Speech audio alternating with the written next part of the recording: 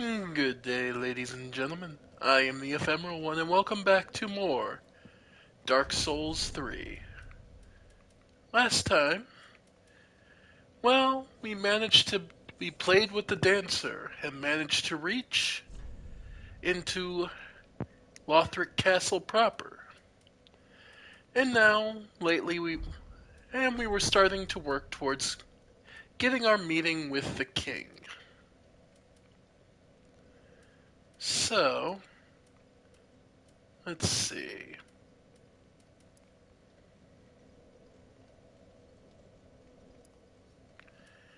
Just trying to wonder.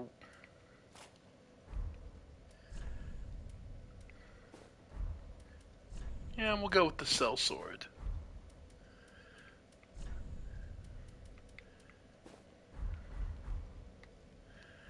And let's see.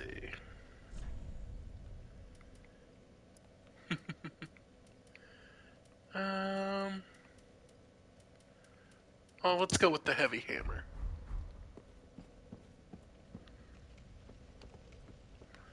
Because we're looking to get ourselves a meeting with the king. That's not who we're pursuing. Remember, reading the back of the throne reveals our target is the Prince of Lothric, not the king.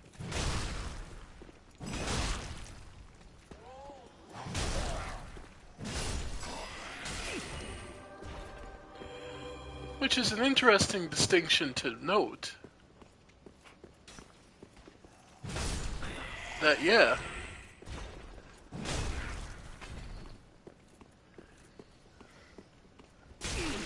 There we go.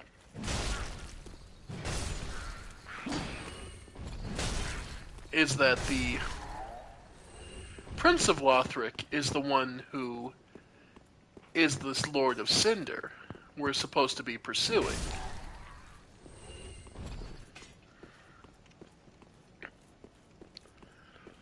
And in fact,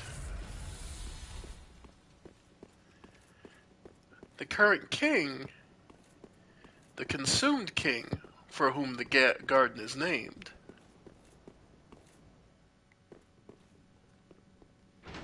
is not the target, and is actually completely optional.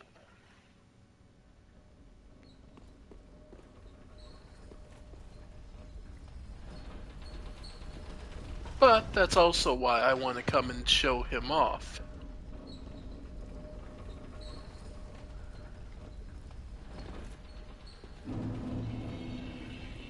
And the path to the consumed king's garden.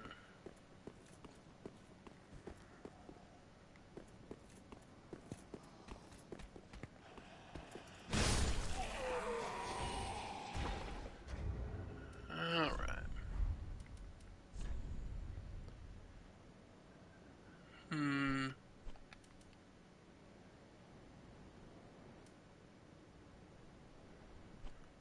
Let me think.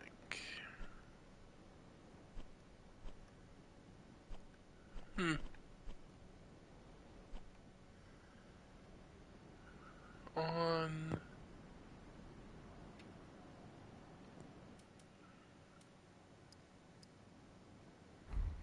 Maybe that's part of it. Yeah, that feels a little nicer.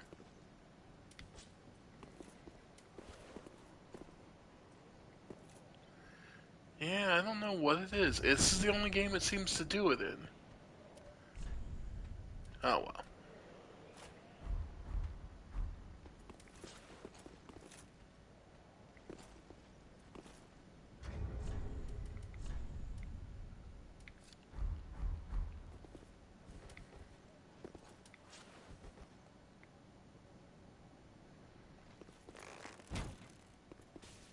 There we go.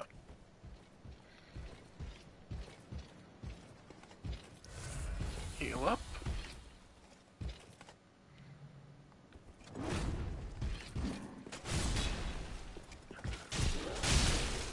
Yep. Oh! How unfortunate for him. Got the back attack even. Huh. Alright. this is just a...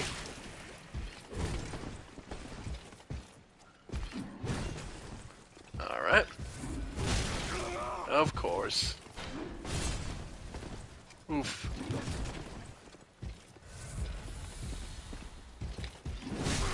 Ow.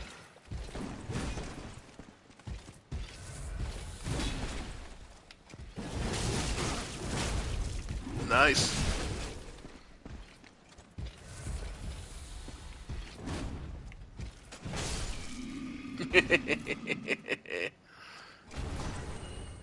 There we go. Yeah, sometimes just putting someone in the ground just feels that good.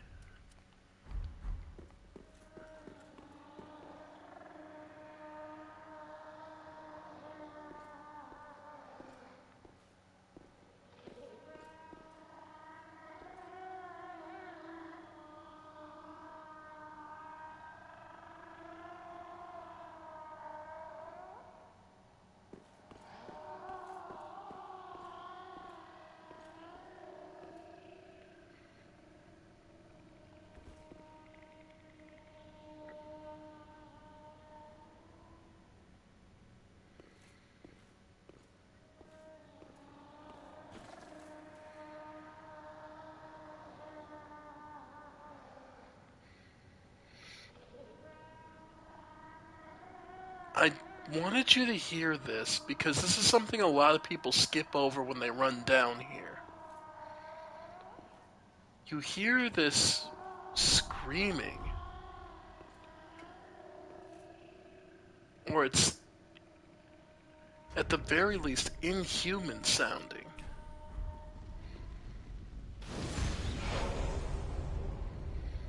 I don't remember if anyone else helps you with this fight.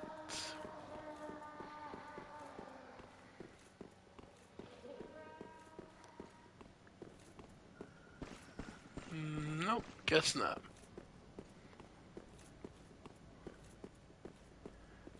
I guess not. No names to show up to help you. Okay.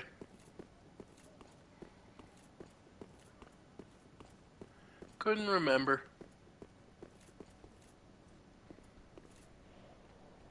Yeah.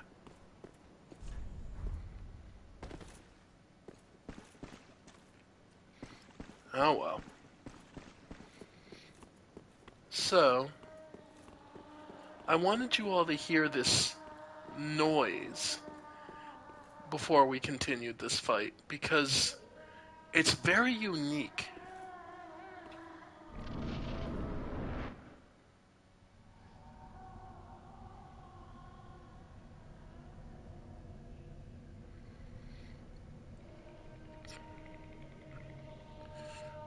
There's something sprouting from the back of this. Ah, you ignorant slaves. Finally taken notice, have you? What? Of the power of my beloved Ocelot, child of dragons. There's nothing there. Well, I will not give him up. He is all that I have.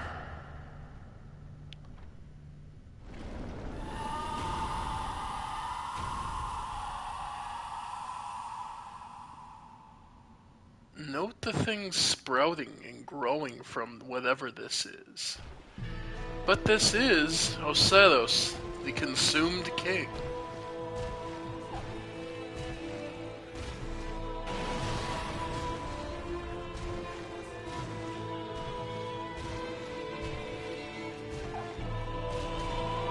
Did you hear? There's a baby? But there's nothing in his hand. And he's using a staff that looks kind of like a catalyst of, say, Manus. Ow.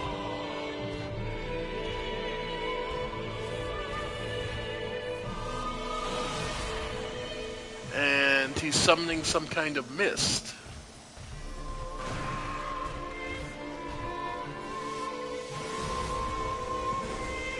Yep, that hurts. Yeah.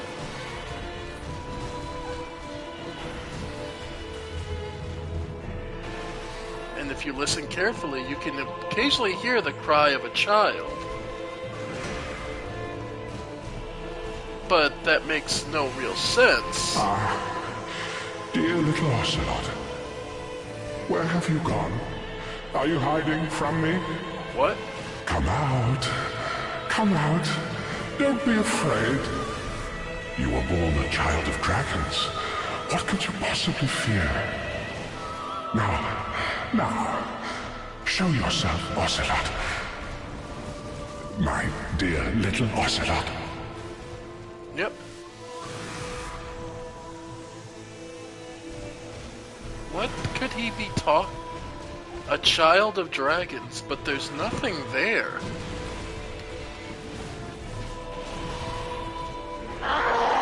Oh.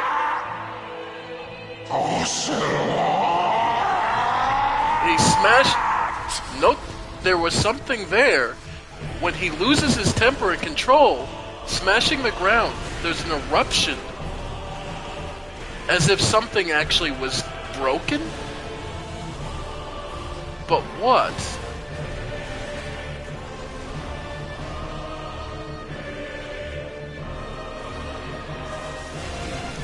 Crystal breath. We haven't seen this since Seath the Scaleless. Seath used it to great effect as well. But, as you can see, Osiris pursued dragonhood to the point where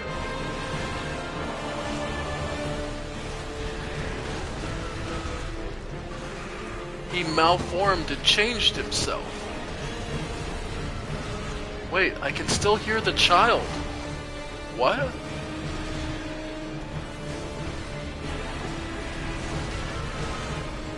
Above all else, Osiris is, in many cases, an enemy that just feels wrong. Or more, it might be better to say, leaves you with a lot of questions. Is Ocelot real? What is he protecting or doing here? How did he malform himself? We saw in the prison there were other discarded souls that obviously were supposed to be dragons.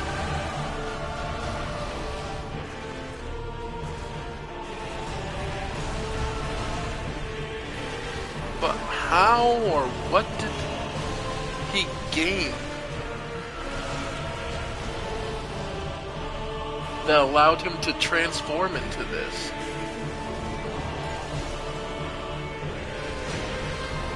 As you can see, Osiris is in his second phase an extremely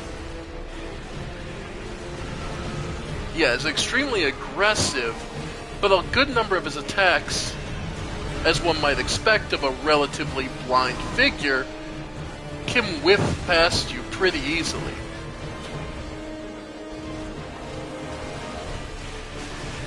Oh.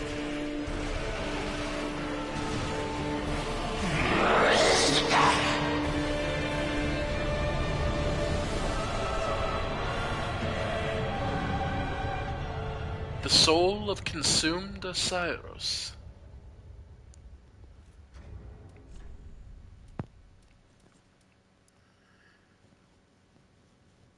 Osiris went mad trying to harness his royal blood for a greater purpose, leading him to the heretics of the Grand Archives, where he discovered the twisted worship of Seath the Pale Drake.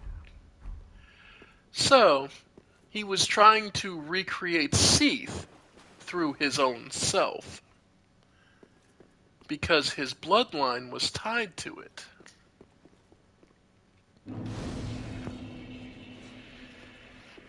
So,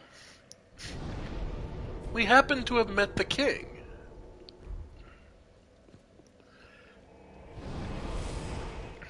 And the entire time you could still hear the cry of a child. Though the child, we never saw a baby.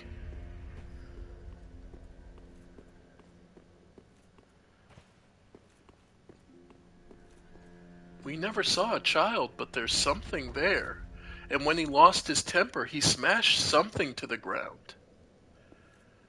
But we could still hear Ocelot. Aha, so. So what was that? Well, from his soul, there are two obvious items. The white dragon's breath, a very potent and powerful sorcery. Sorcery of the deluded consumed King Osiris amidst the crystal breath of Seath the Scaleless. Crystal breath has piercing qualities. Seath's research seemed to strike a chord with old Big Hat, who, in his mad, disrobed state, made divine works such as this his own. Osiris was no doubt edified by this. Or, of course, the trademark weapon of From Software games, the Moonlight Great Sword. Legendary dragon weapon associated with Seath the Pale Drake. You would have had to cut his tail off to actually get it in the first game. We never managed to. It's really rough to do. Osiris the Consumed King was infatuated with the search for moonlight, but in the end never revealed itself to him. Not a bad one, does require scales off of strength and magic especially, and 26 strength, so sadly neither of these items are worth much to us, so unfortunately for Osiris, he shall simply be added to the vessel that we are. Welcome home. Welcome home, speak. Very well, then touch take Nari. So let's be... Withdrawn from their vessels. Manifestations of disquietude, elucidated by fire, burrowed deep within me, retreating through darkness beyond the reach of flame. Let them assume We'll do 25 vigor and endurance, then I think we'll start moving up strength and dex again. farewell, Ash of May the Flame.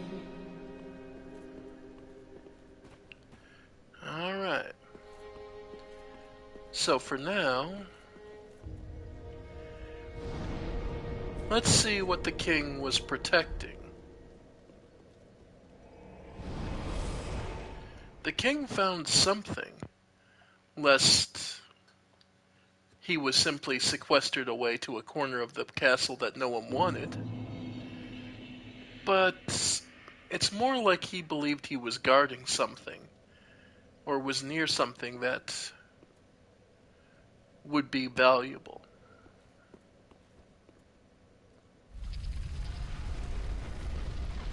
Heavy doors.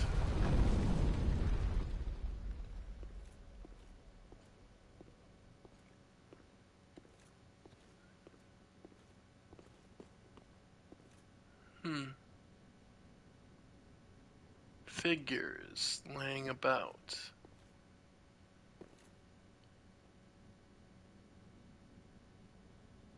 You moved. Nothing. But I could hit it.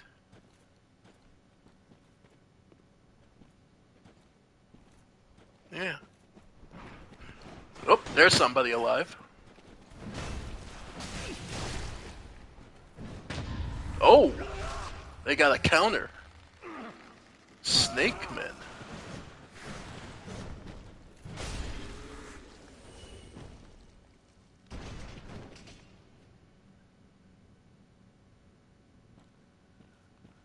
So what would these serpentine men...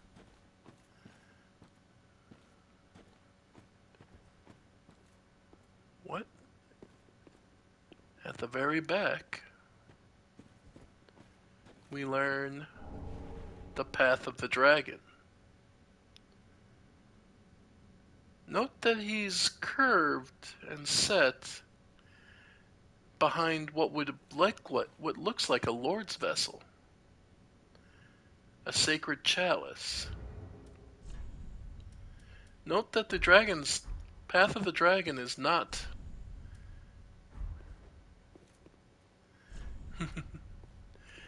what it is a stance.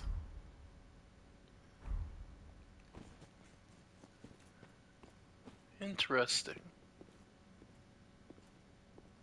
And beyond, note the thickness of the trees here. Illusion ahead.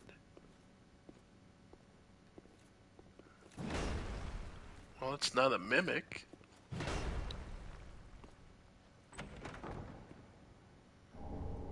A Titanite scale?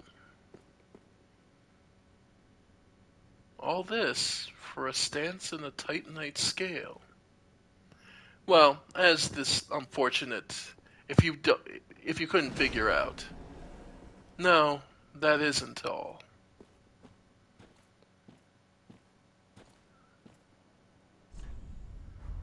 This, ladies and gentlemen, is your real reward for facing the consumed king. Welcome to what he was consumed by.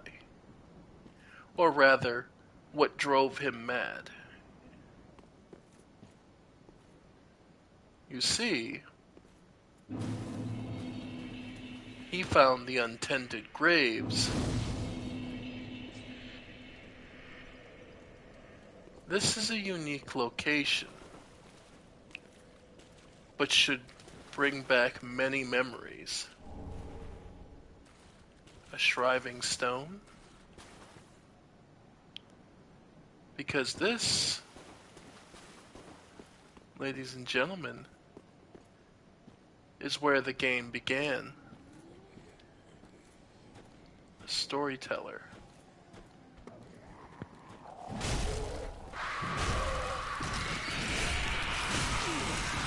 Yep. Note this one wields fire.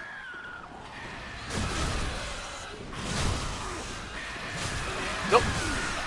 Oop, got me good. Yeah, this is a little too slow. Okay, I guess it's enough messing around with the big hammer. It works on Osiris because he's relatively slow. We'll go back to the sword. After all, it's appropriate. We're heading into the abyss. And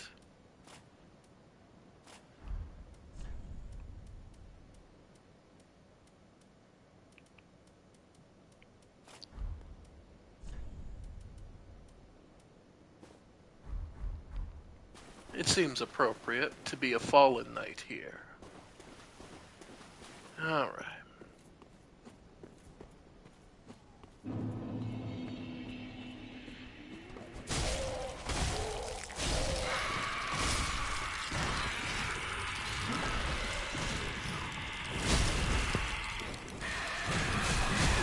Nope. Get out of the way, get out of the way, get out of the way.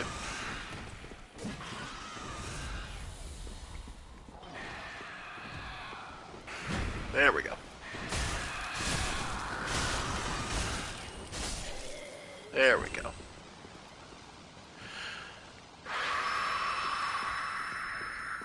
Yep.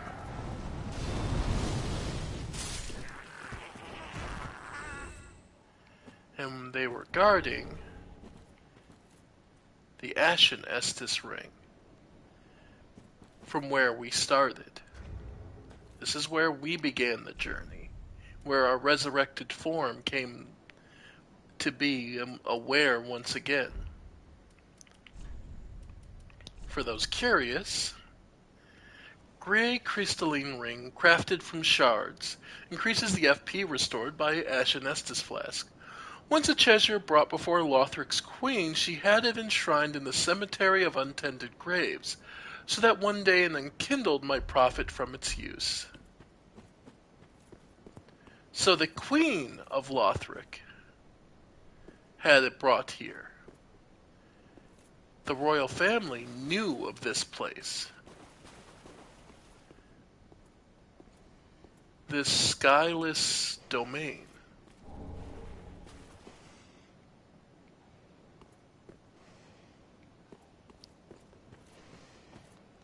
And lots of dogs.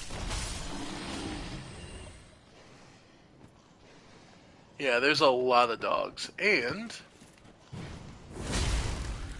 these grave tenders that we haven't seen since the Cathedral of the Deep.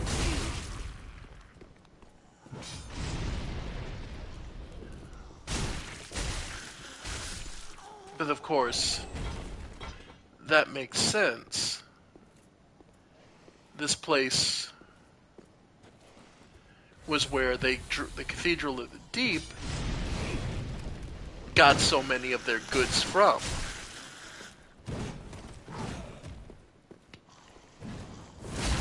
And these tenders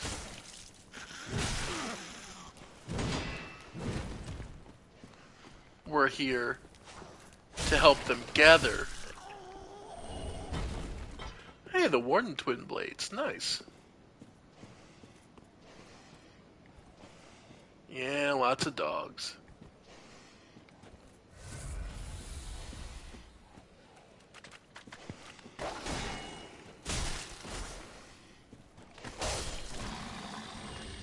Yep.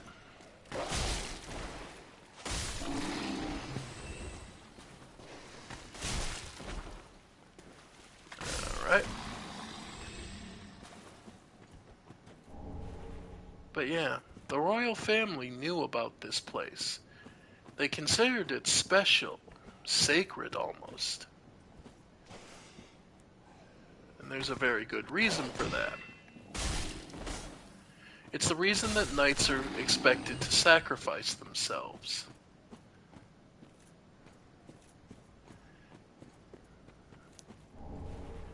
This place is the inevitability. This is the dark. Ladies and gentlemen, we've reached the abyss.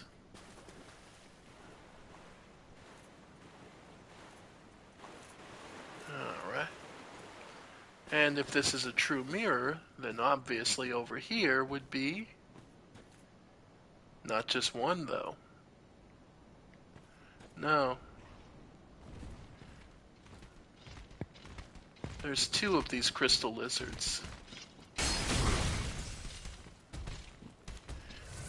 One could call these the pinnacle of Seath's creations. Living generators of Titanite, which was probably one of his goals. It would make sense since those little crystal lizard shards were probably just early attempts, and it was just a matter of time till they reached full maturity.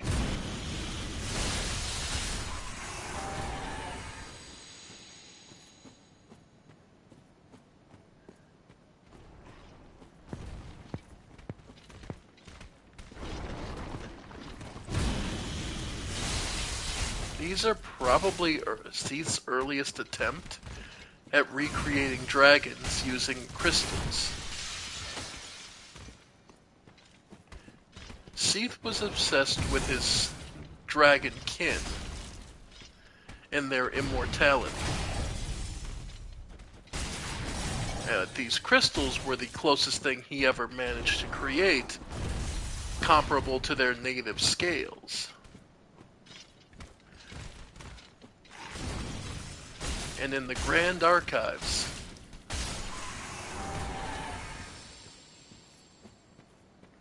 we did get a glimpse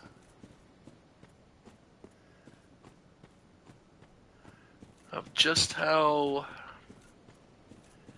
far he would take his research. That he was willing to do anything. That the creation of Priscilla, that he would have deemed a masterpiece under any other circumstances, was sealed away because she was too great of a threat to Gwyn and his gods. Beware, dark spirit, huh? And what spirit would be out here?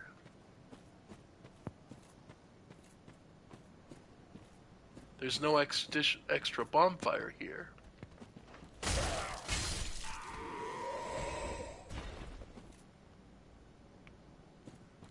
In fact, this entire place is one for one the recreation of the beginning of the game. There are some extra additional enemies, of course.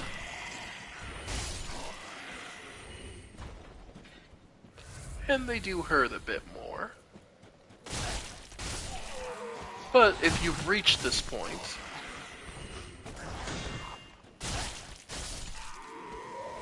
it's very clear that you're more than capable.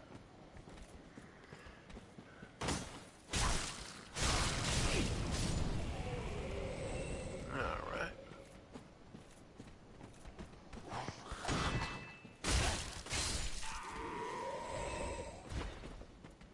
And yeah, there's nothing beyond. This is just the darkness. But if this is the area connected to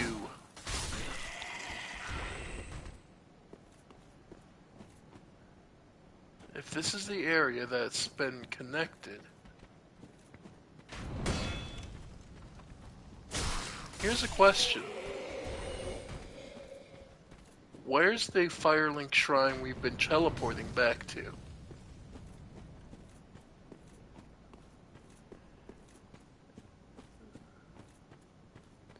What is that place that we've gathered all these people to?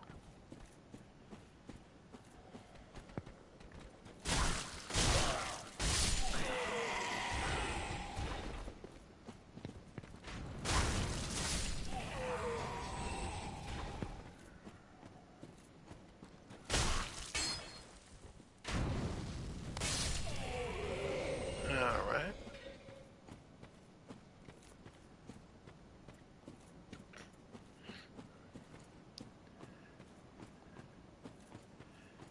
And what makes this area so special? Oh, we don't need to make the jump this time.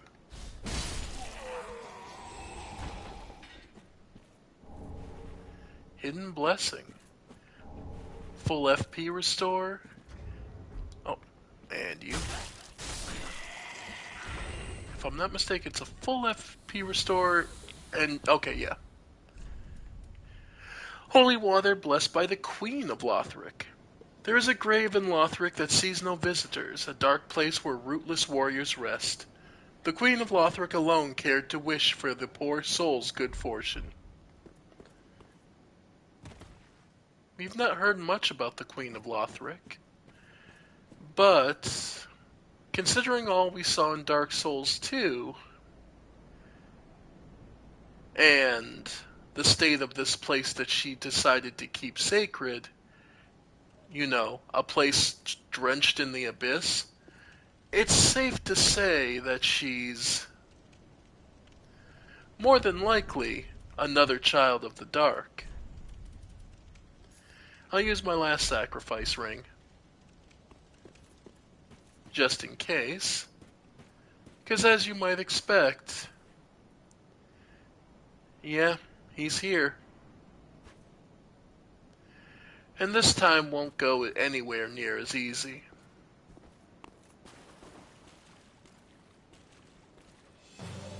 The champion Gundyr. He's truly here now.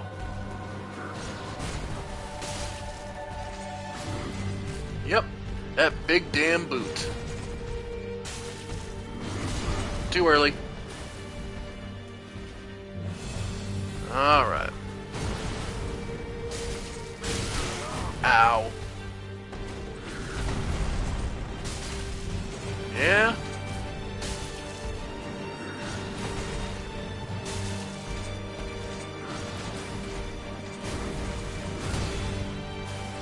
Yeah.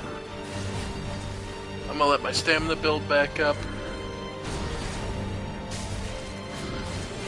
Yep.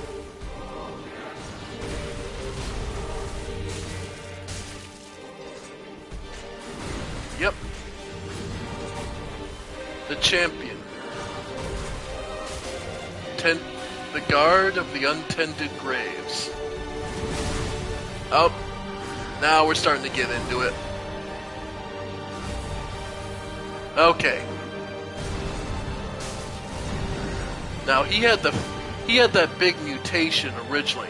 This is where he's actually trying now. Yep.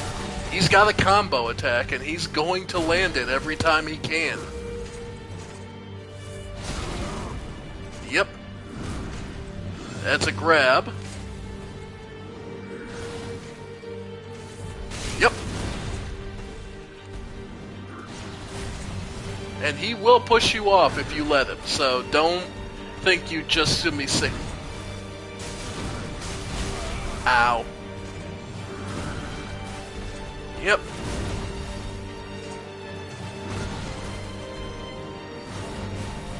Okay.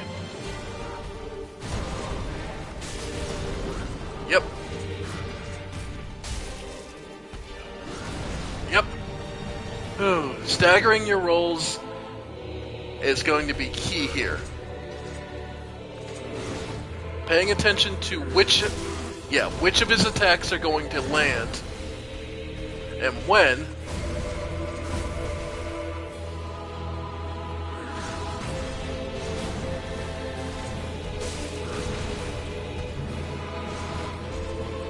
And yeah, his weapon looks like it's extending, it's not.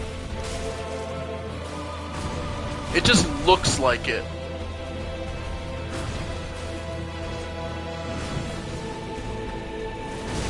Ow. Okay, got the roll wrong.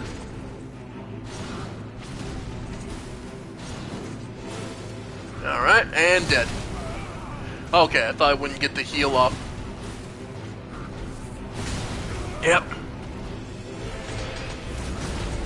Yep. Yep. Rolled twice when I only needed once, and yeah. There we go. Yeah, his second phase is rough.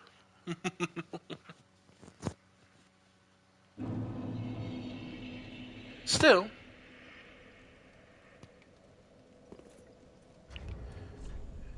We made it through with some decent amount of souls.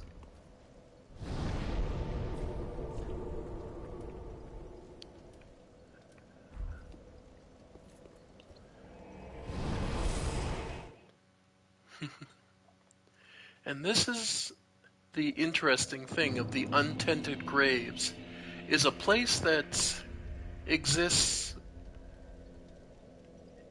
Yeah, so I need a little bit more. Luckily, that's what they give. Just enough. Welcome, husband. Then take. Alright. Farewell, Ash of May the Fleet.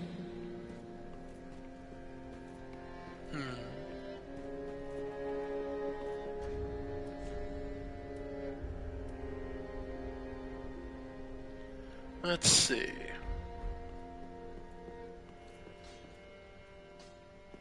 Anything else? No, we're pretty good with what we've got.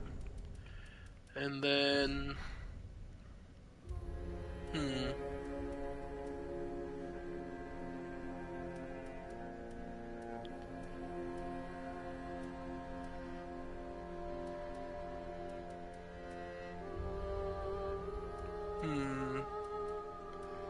Yeah, no, he's not a trick fighter. It's just purely getting used to him.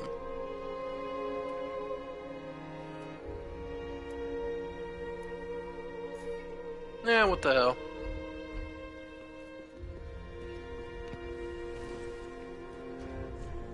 Alright. In truth, I kind of want to go down to the daggers just because that extra evasion will be of great use.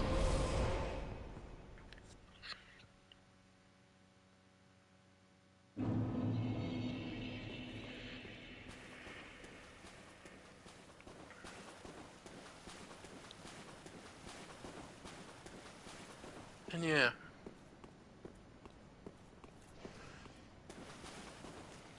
this place is another Firelink shrine.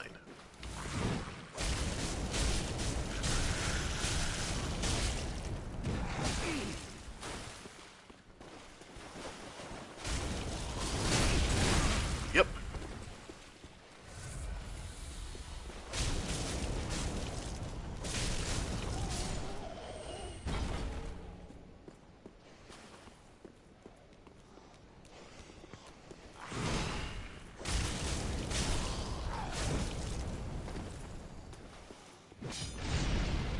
Yep. Alright.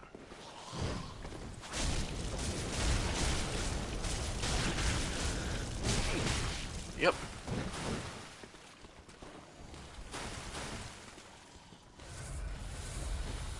Alright.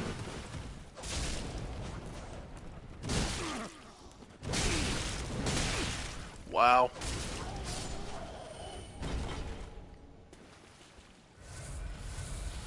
Yeah, I used way too many Estus Flask charges for that.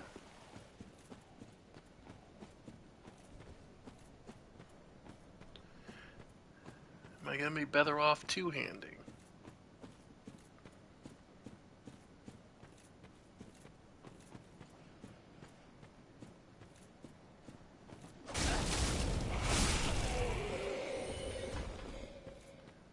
Let's see.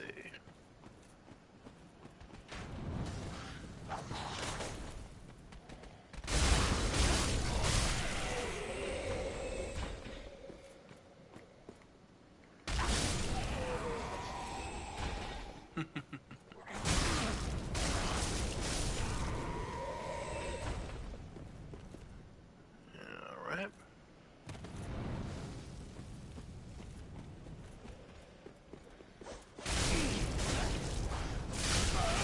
Okay. Yeah, I took way too much damage getting here anyway, so no. I don't think the dagger's it. I forget if Gungnir is weak to... Well, there's the classic.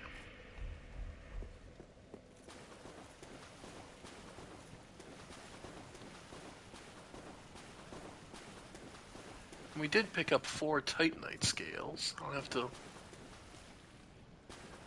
remember that.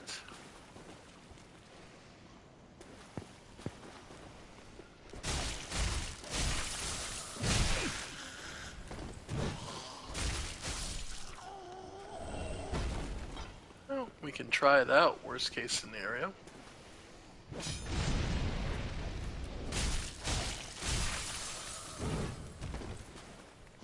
Alright.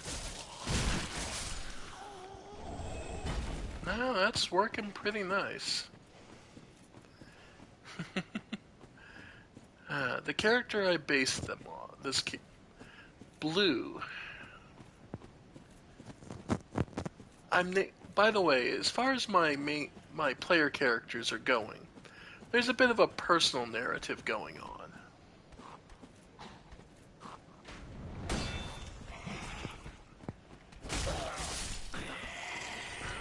And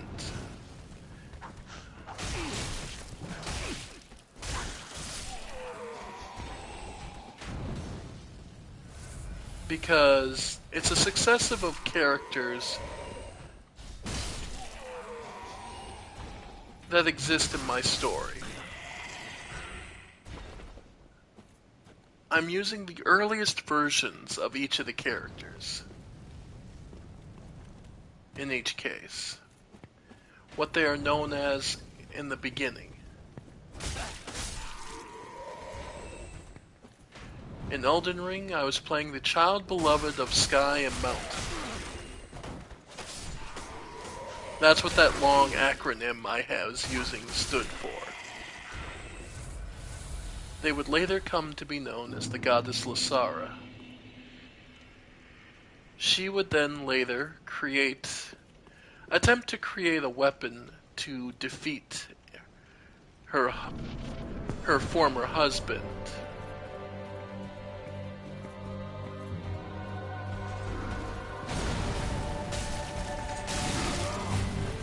Yeah.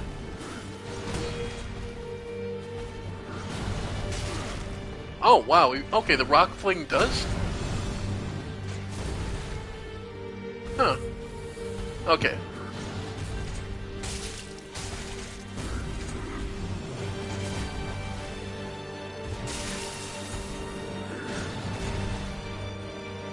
And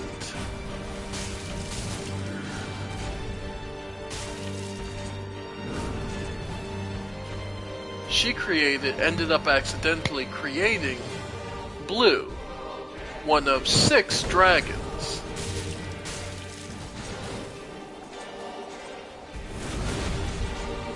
Yep. Yep. Yep. Ow. Okay.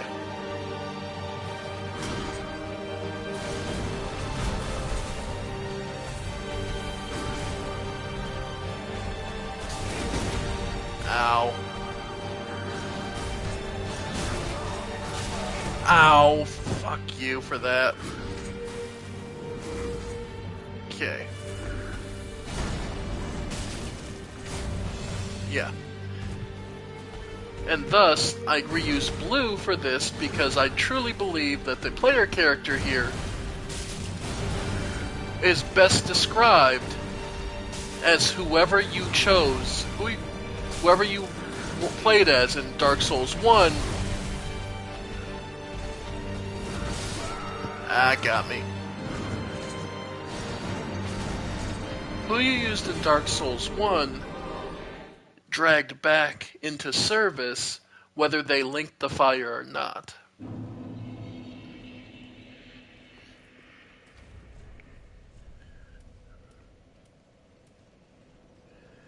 And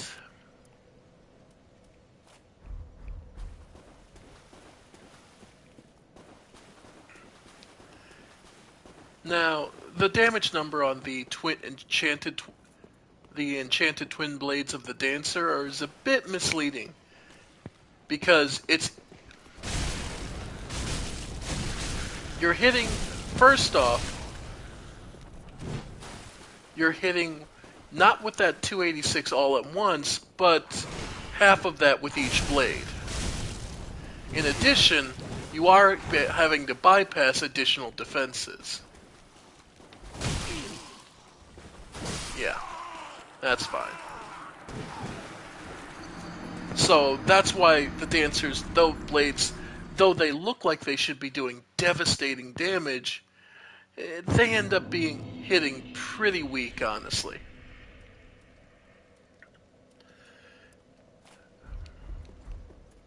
It's why, in all truth, 418 on this single weapon, watch the difference on each individual hit.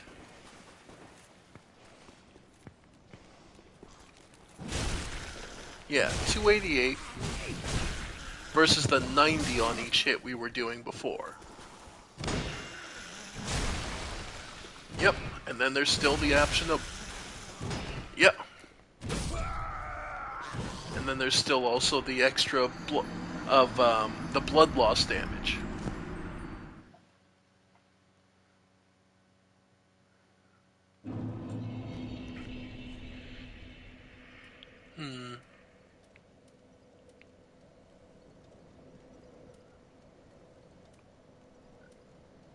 Just thinking.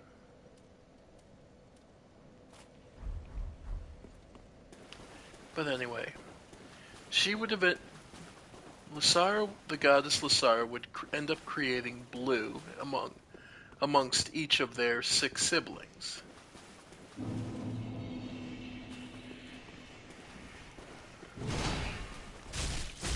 Blue... Yeah. Wow, I can...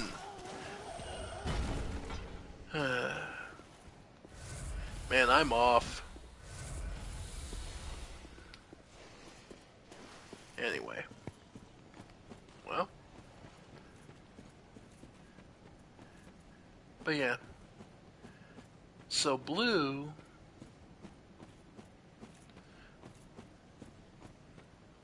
would become... Blue is a dragon. I'm using a, humanoid interpretation of the character. Trying to adhere to their core sense of self.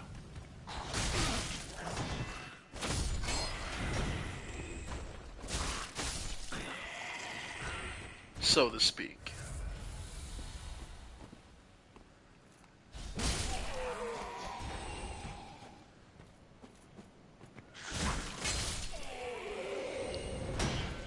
Anyway.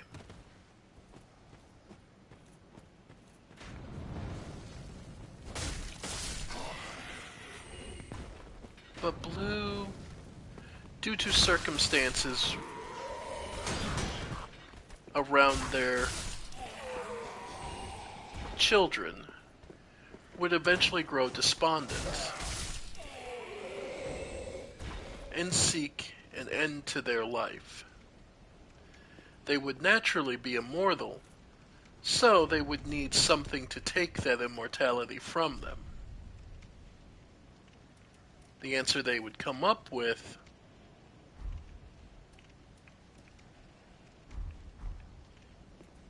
is the character who we played in Dark Souls 2, Subject 15. Literally the 15th attempt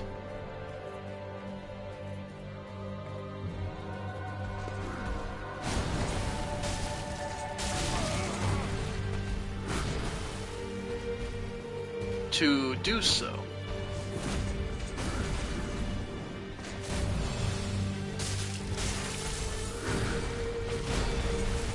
Yep.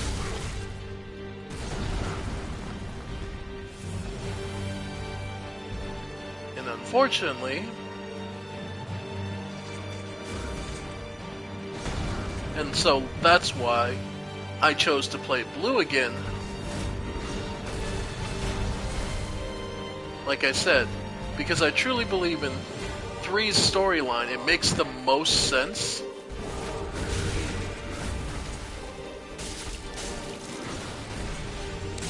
If you're playing the character you played from the first game. After all, they are trying. Yeah.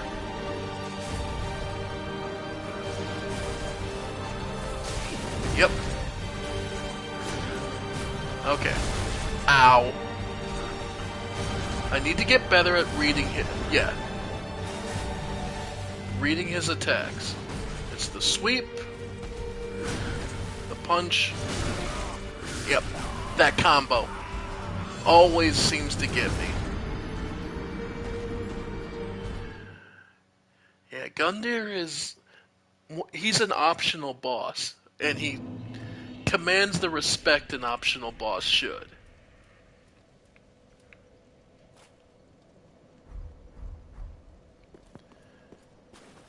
Alright. You know what? Let's head back for a sec. Because we did get those 4 Titanite scales.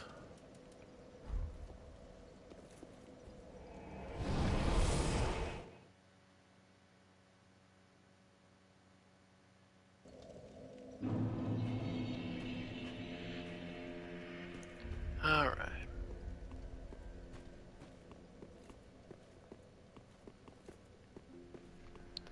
So let's see. Was that enough to... Just wasn't it? Yep. Okay. So I've got enough to at least do... Pretty, I don't. So... Pop these souls.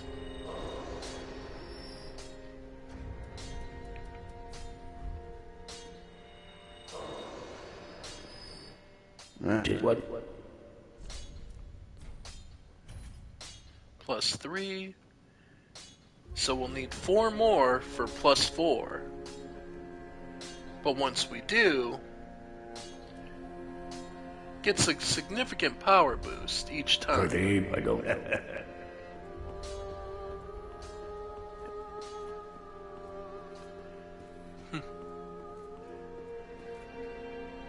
And leave it to Blue to be stubborn.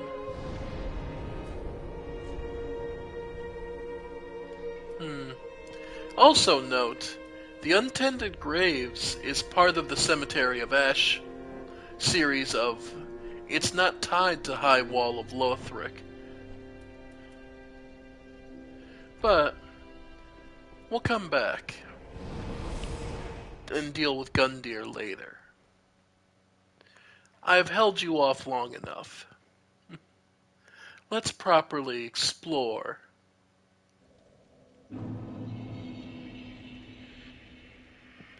Lothric Castle in earnest.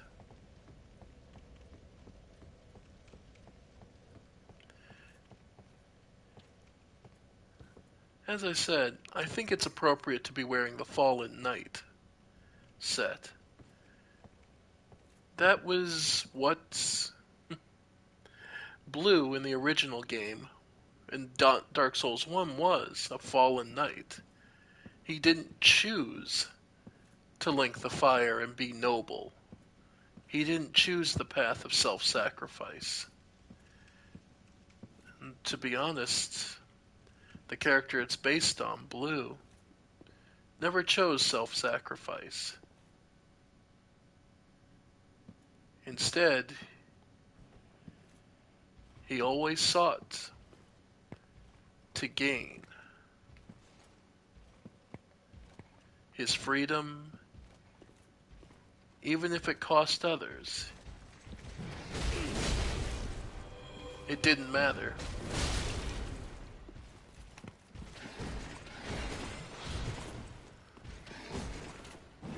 You might consider him irredeemably selfish on some levels.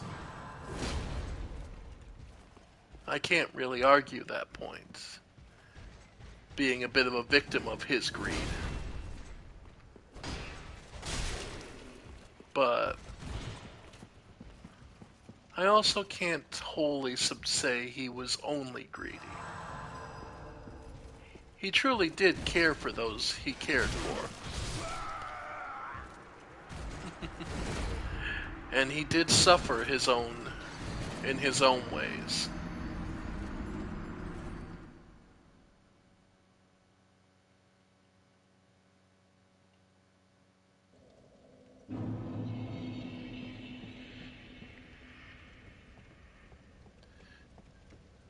Also, to note, though we didn't see it in the cutscene, take a look that the knight who cuts his throat offers his head onto the chalice. This is more than symbolic, obviously. This is what what Lothric believed a good knight should do. Offer themselves up for the good of the people. Yep. Getting rid of this damn priest is going to make your life a hell of a lot easier.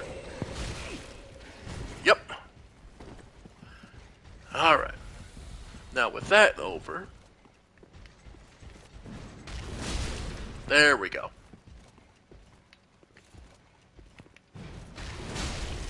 There we go. You might consider this a bit cheesy, but let me be perfectly clear here. These knights do a stupid amount of damage.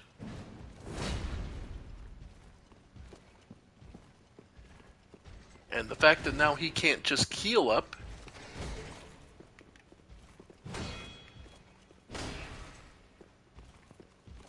Alright. Got it. And again, look at that.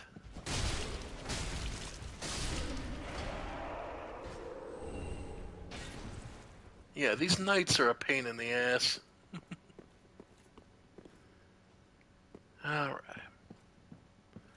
But he was kneeling before a shrine where a knight's sword was offered. And as you can see, there are statues here on the floor symbolizing knights at rest. So this was where the knights sacrificed were put to peace.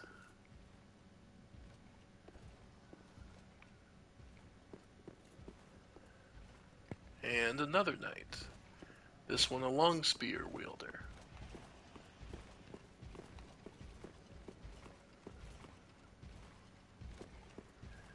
And note, because we're invading the castle proper, once a knight's seen you, they generally actually won't let up.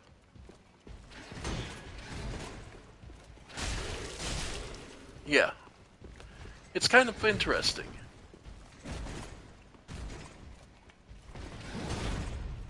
Yep.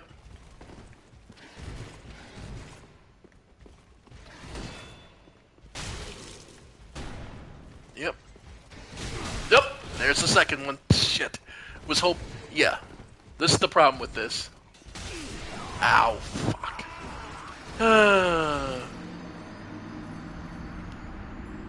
And yes, the elevator over there doesn't work until you ride it from above, so yes, you have to go that way.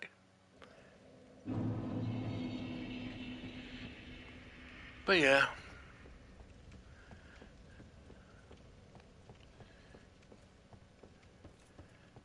This is dealing with Lothric Castle. It can suck.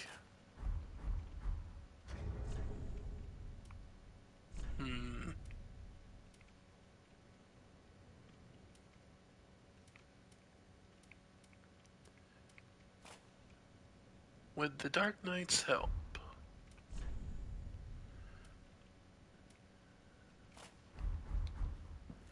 Okay, let's just try moving on the shield.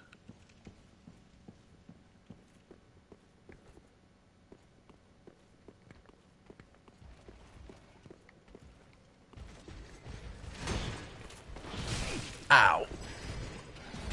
Yep, every hit. That helps. Great, he got the buff off. There.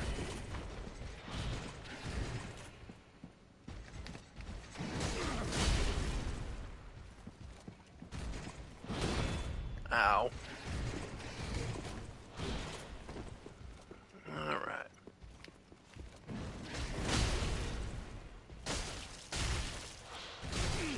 Yeah. Yep. Okay. Yep. God, this sucks. Yeah, getting knocked.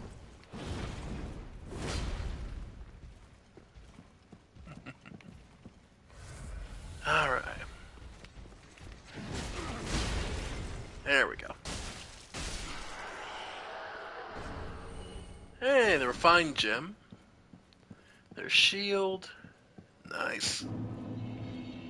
And that's the reason you make sure to put points into your luck. Because gods.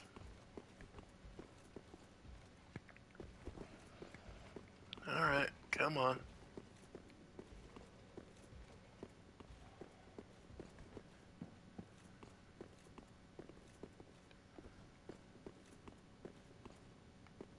Because, yeah, if you can get just one of the knights, you're fine. It's only when you have to fight two or more.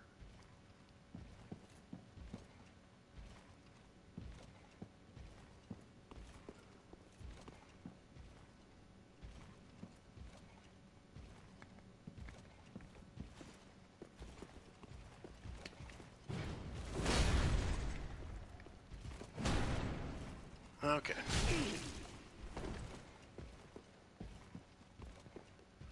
Alright. There we go. Yeah, he gets his shield back up way too fast. Yeah. Yep.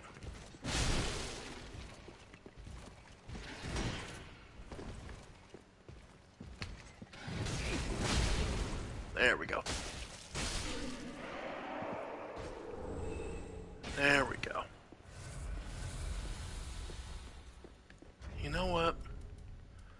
rather than the FP reduction, let's go with the Estus ring.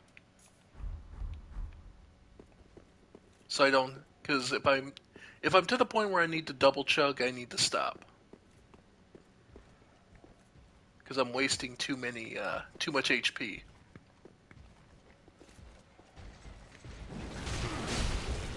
Nice. Nope. Yep. Yep. There we go.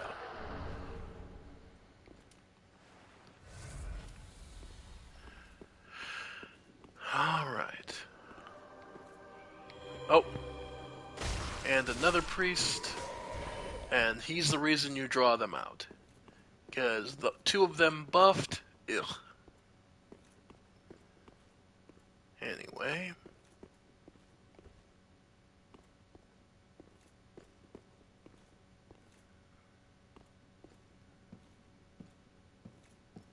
Ah.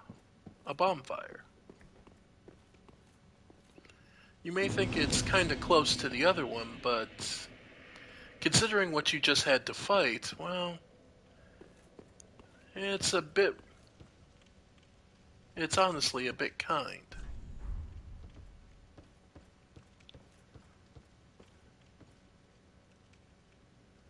And this is basically a way back to the bonfire we were at before. So, at the very least, it's a bit of a mercy. And what lays beyond?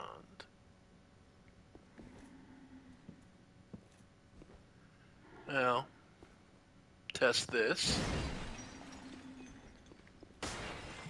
Nope, it's not a mimic. The hood, robe, and skirt of prayer. Prince Lothric's robe. The prince, destined to be a Lord of Cinder, was cherished by the royal family despite being born into illness, a frail and shriveled child. His swaddling clothes were made of aged, coarse cloth used in ancient prayer and are all that he has ever known.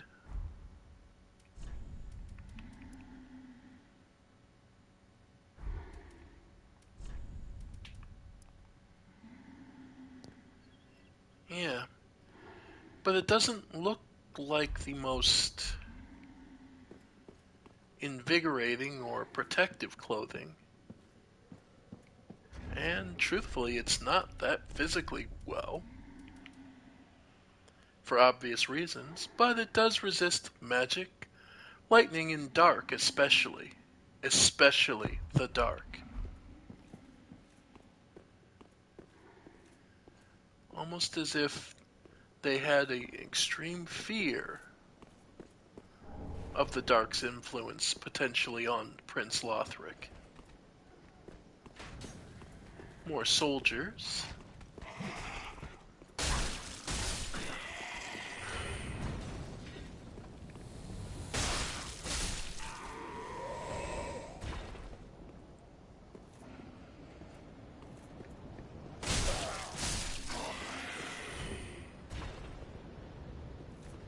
We're getting higher up.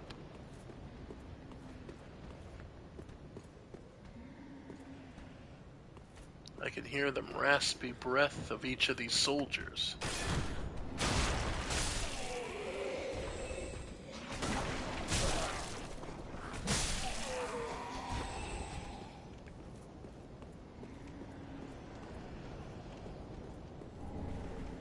More Titanite chunks.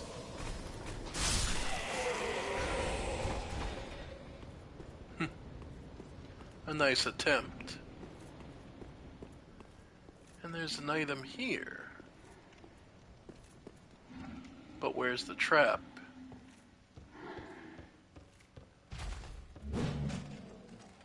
Yep, there's the trap. Ow. I can't get out of this corner. I can't get out of this corner. I literally can't get out.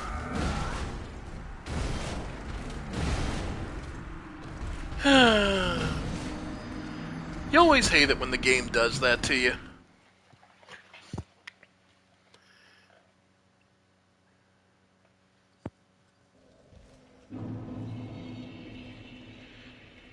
And note that the knights will generally ignore you if you don't walk over that way.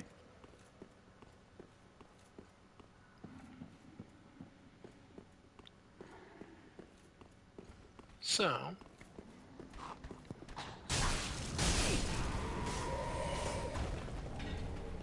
the deserter trousers. Wait, what?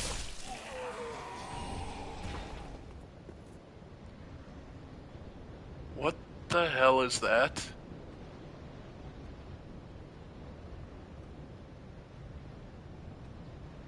If it's flying. Despite all rules and principles, despite all thoughts, it's flying.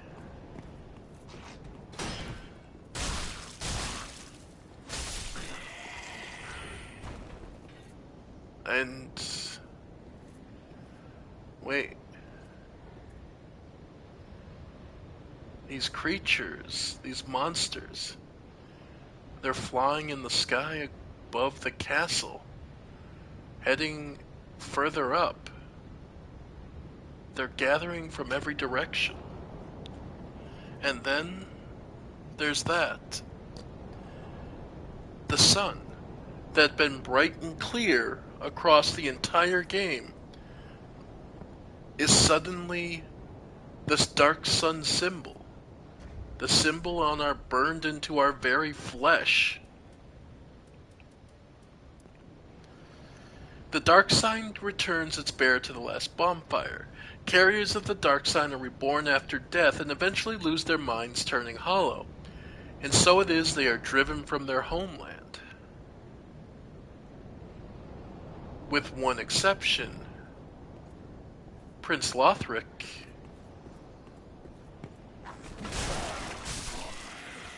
remains in his homeland and is still known as Prince. And yeah, getting my souls back. Alright, buddy, come down.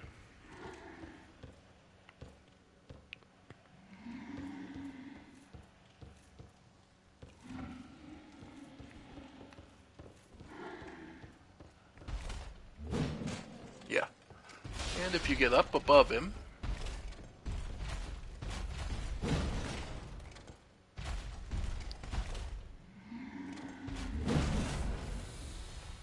alright. Gotta go down eventually. There's nothing up here for you. So, my best bet, get a nice heavy hit in. Alright. And yes, he can throw his axes, and once he does, you can get some nice damage in him. By the way, yeah, these are some pious bastards.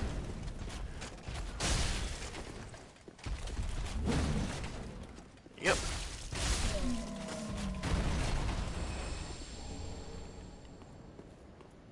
Yeah, these are some pious monsters. Twinkling Titanite. Lots of very nice materials up here. Unsurprisingly, only the best for the royal family, right?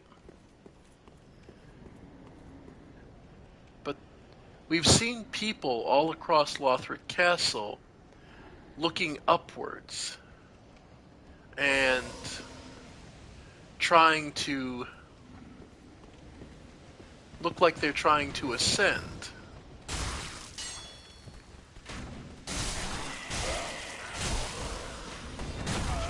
Ow.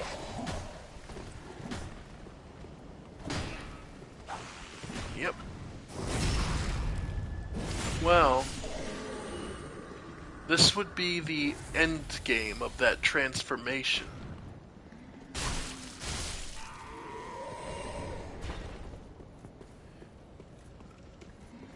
Turning into these flying creatures.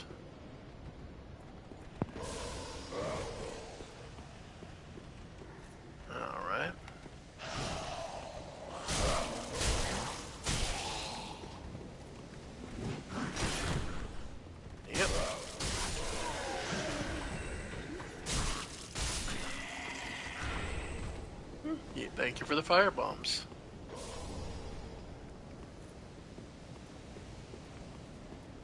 But yeah. And look how many there are. And they're just gathering over. So, now we know what was peeking under the back of every pilgrim. These creatures, whatever they are, they're born from the undead.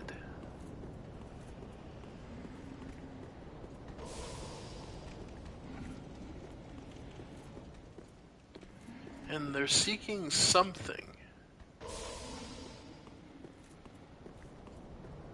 In the top of Lothric.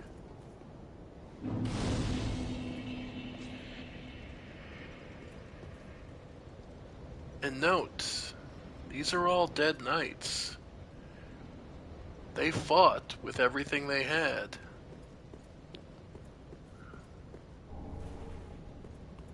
And eventually, whether from wounds or exhaustion, it didn't matter. They fell one and all. Prince Lothric ordered them to their deaths. Their command absolute.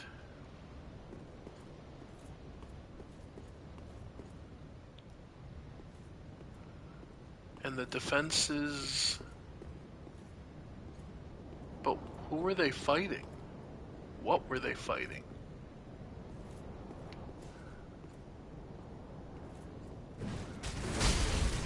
That's the tricky question.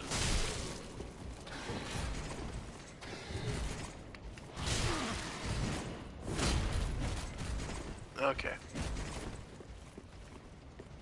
That's the question we still don't have an actual answer for. There was a lot of damage done here and a lot of fighting, but... What enemy could do such devastation to someone?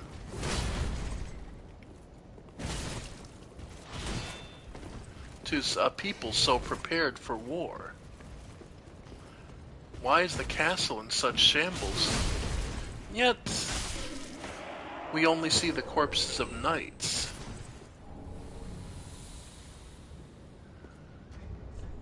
And the Great Lance.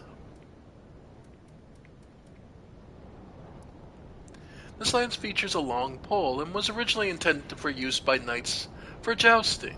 This weapon is primarily used in charging attacks and will require tremendous strength and dexterity to be handled by a mere foot soldier.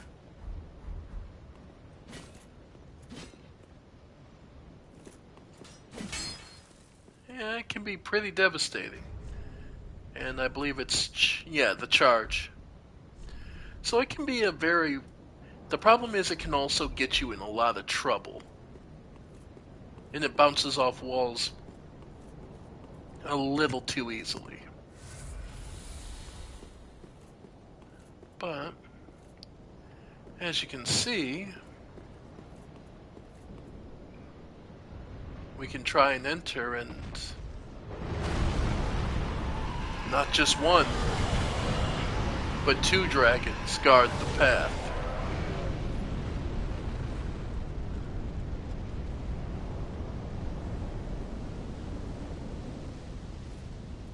That is a daunting task, to say the least.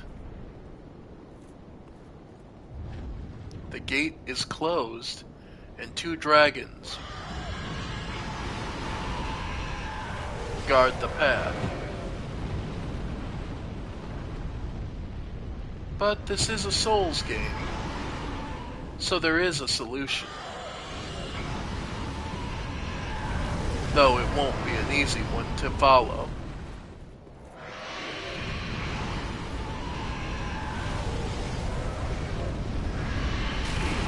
Ow.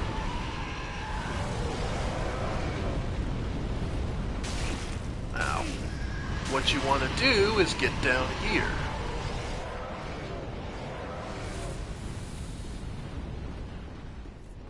Get below and away. Titanite chunk.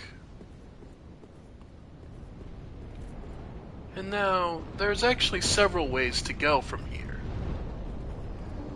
We'll follow this left-hand path first.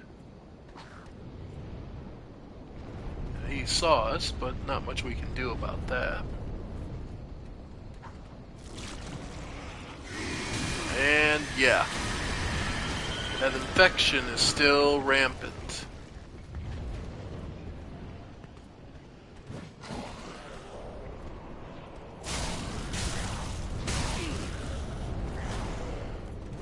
Yep. Oh!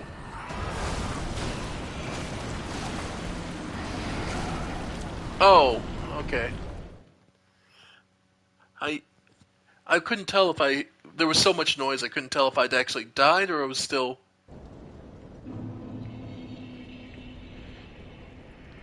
But yeah.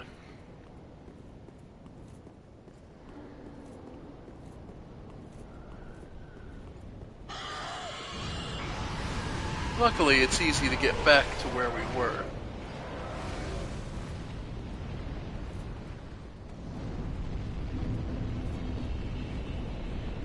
Alright.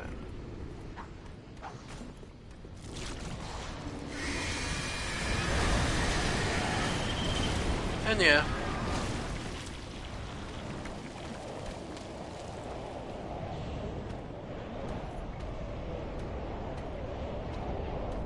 Well.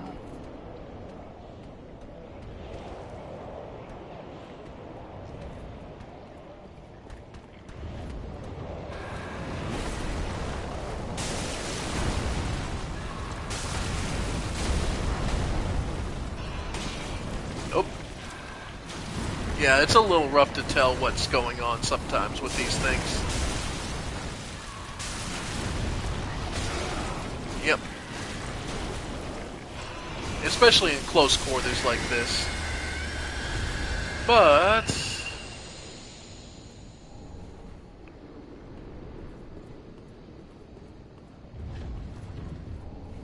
more twinkling titanite.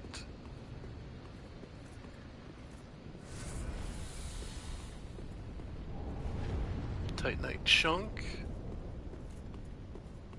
And if I remember right. Okay, got him before he turned.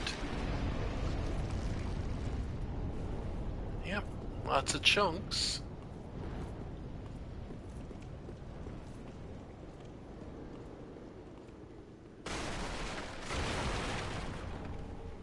Lightning urn.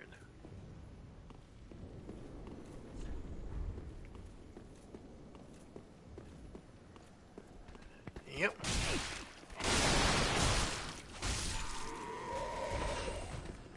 Yeah, there's a couple ambushes here. And yes, we lost the crystal lizard. It's not that big a deal.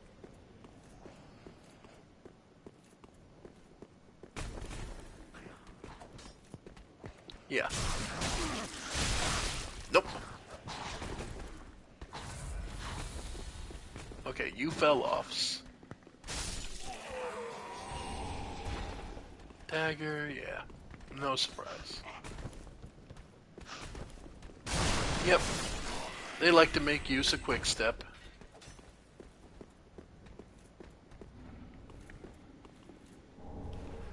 And extra soul.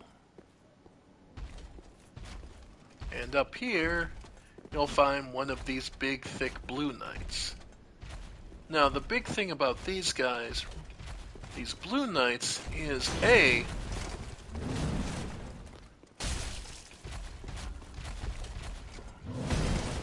just how big they are. They're faster than you're expecting.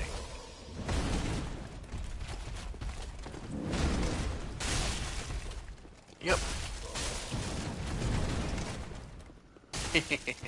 If you time the roll right, yep, you can get away with it. Yep. Ow. And B,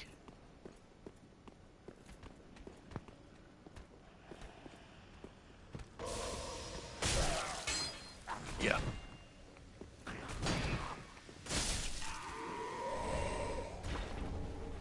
the sniper crossbow. Basically just has longer range than a regular crossbow, which is very nice. Also, let's see. Knight's crossbow. Yeah, because sniper sacrifices some damage for range. Its lengthy base makes aiming difficult, and accurate use requires a trained, dexterous hand. So yeah.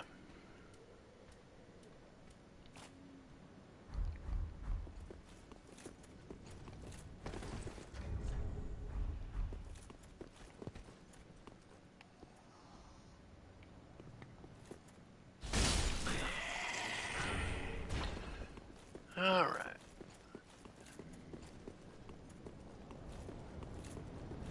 Got my souls back.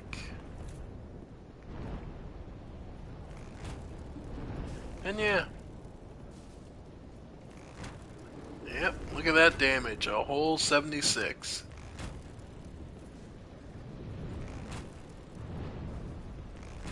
No, the one on the left is the dragon that attacked you in Lower Lothric on the high wall.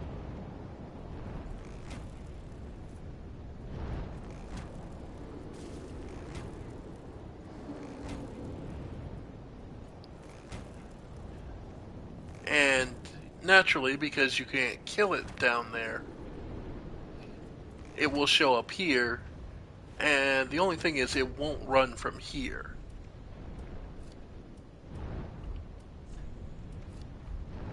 So let's see, what great bows do we have? Well, Dragon Slayer Great Bow. Let's see if it lives up to its name. Yeah. That's some nice damage.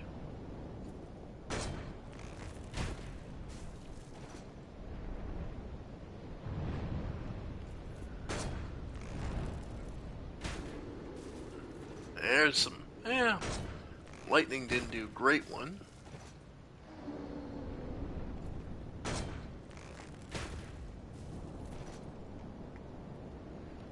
And we'll just use up every bit of ammunition we got. Like I said, though it's worth noting, there is a significant difference between these two dragons.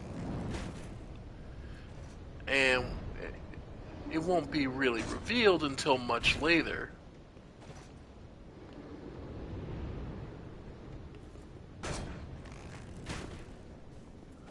But it's at least worth noting. You can tell that they're two different types. This one's more sickly yellow versus the pale. And yeah. Oh, I still have some Oni Slayer.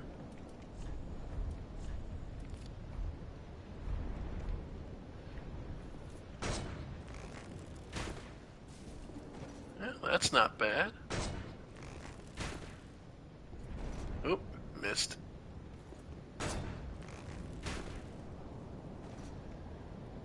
Yep.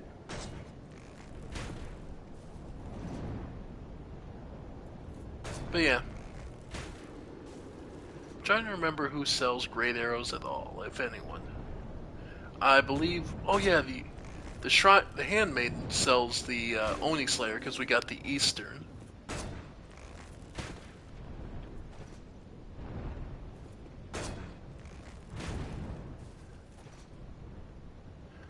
Okay. So, well, try the Knights.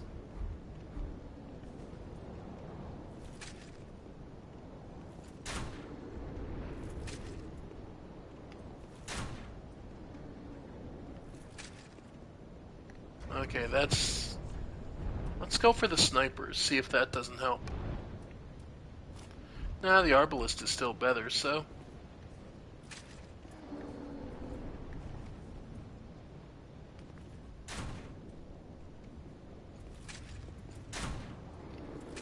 Yep.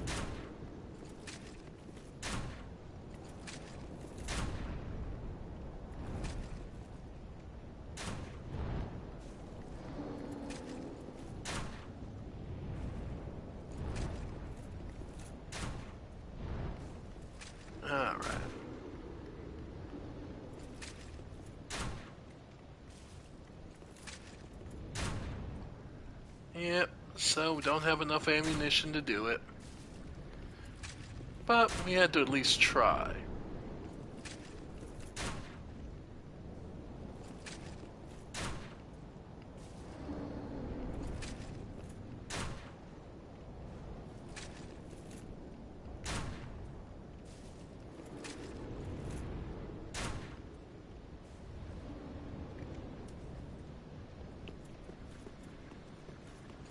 Oh, wow.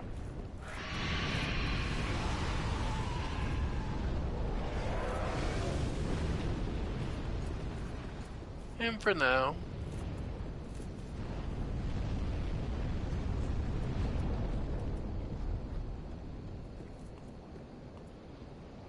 Hey, Survivor. Yeah. No, I can believe it.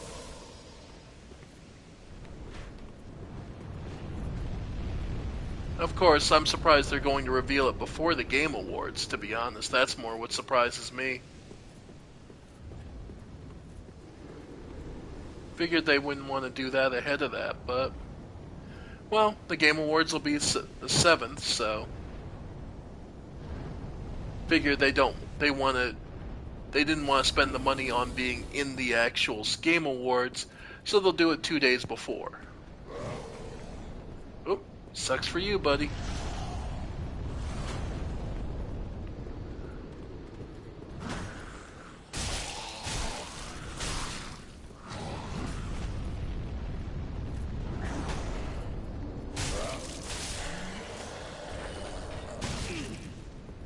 And next, and I'm mostly just curious what the Game Awards will be showing us, because that's, what, week after next? No, it's next week, Thursday, I believe. So that'll be a lot more goodies for us. Alright. 2-on-1 night fight. Nope, not doing it. Not taking that bait. So we'll head over here instead.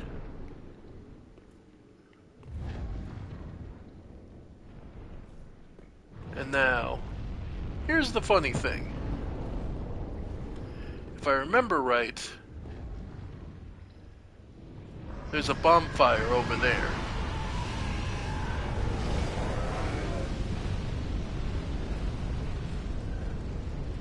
But you have to get through all this.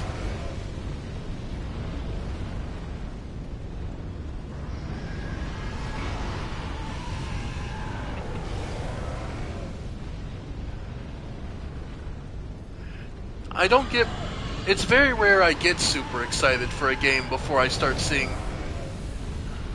GTA is an interesting game, but for me it's a pretty... Alright. It's an alright game, but nothing I'd go out of my way for. Alright. So improve my fire defense.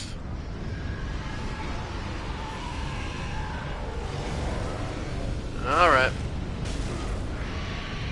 Yeah.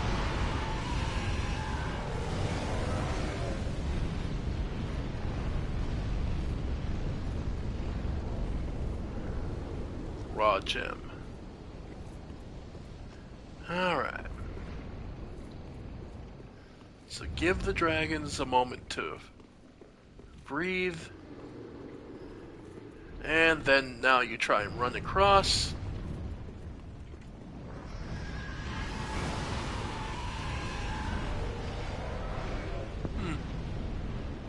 Did I misremember? By the way, yeah, those are all explosive barrels, so that guy basically being a firebomb.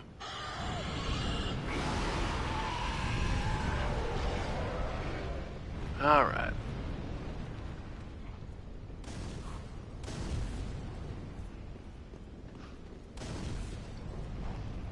Okay.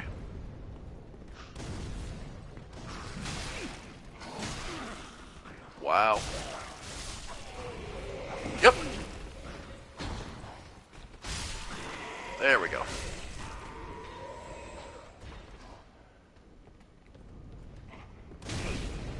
Yep.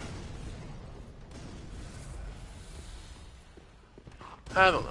It's just one of those things of the Grand Theft Auto games are fun and all, but kind of mindless fun. So I don't get too excited for them because there's something I'll pick up on the cheap later on. I guess that's the best way to explain it for me.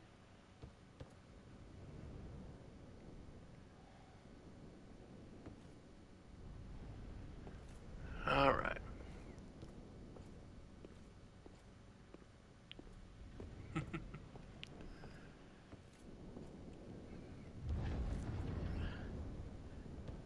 I know.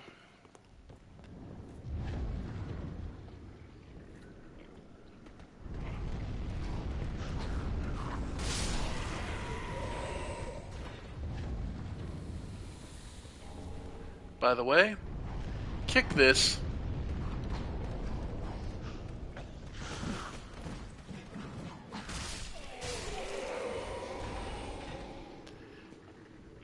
Realism in video games is overrated. Either way.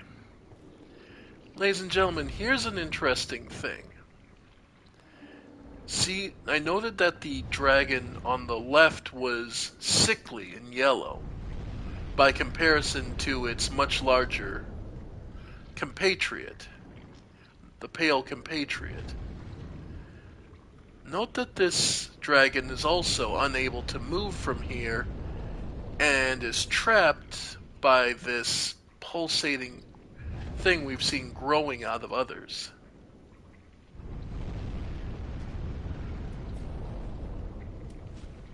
Oh. Keep trying to go in here. Equip the firebomb. Because they gave us explosive barrels. That's a hint.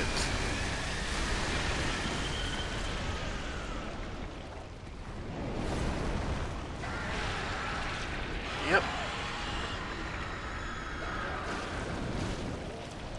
Nope, this can't move.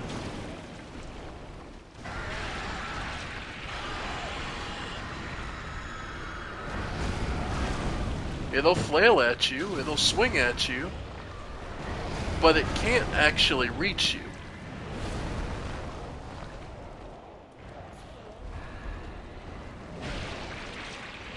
Oh, it does have a spewing breath attack, but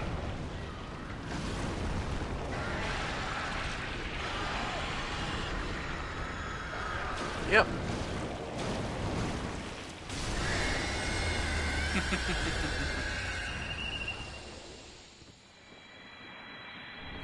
And with that, one dragon is defeated.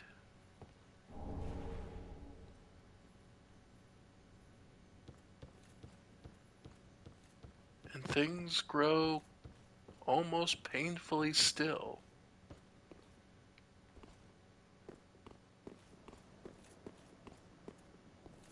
And quiet.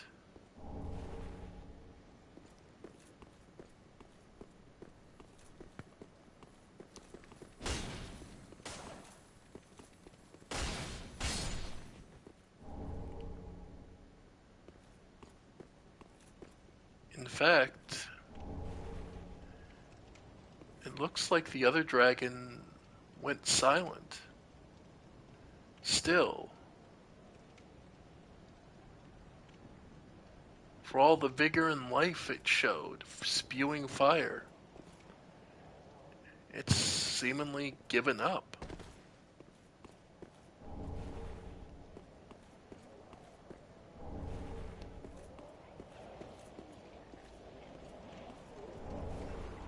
It's dead?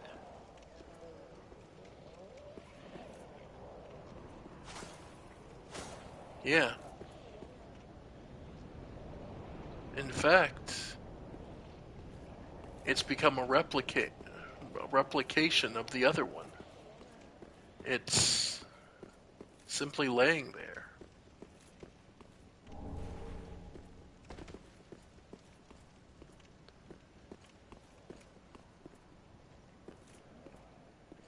Yeah.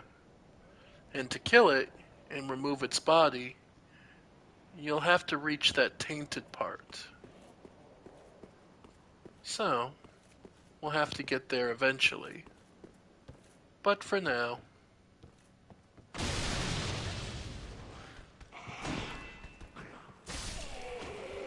and yes, these guys here are meant to bait you into getting blown up. Black fire bombs, because the game loves to mess with you. But yeah, it's not that my expectations are low, it's just the GTA franchise has never been a major one in my life. Something fun to mess around with, but little else than that.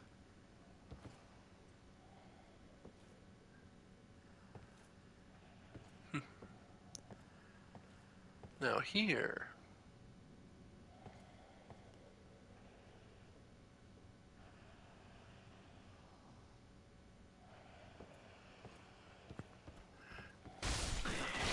oh, we'll get into Demon Souls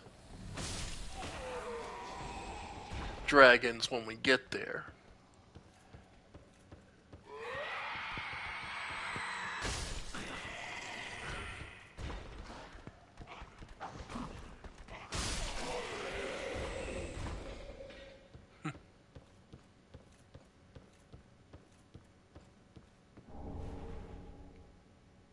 By the way, you can already see its mouth open.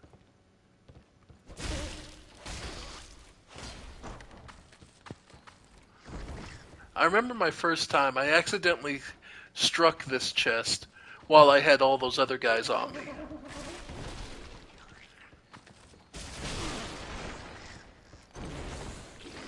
It was one of those moments of course, just add it on.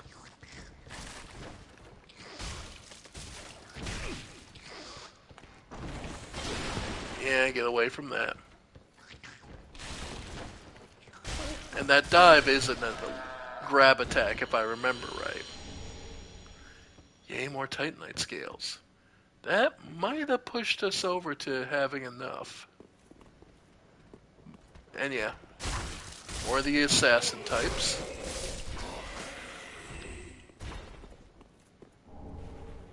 Alright. We should be close, if not completely, towards mastering this weapon.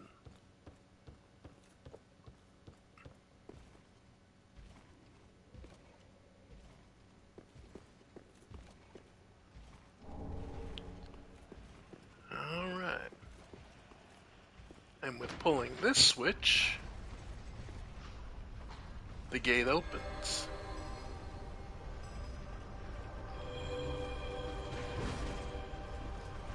And as you can see, the knight down there is kinda pissed at us.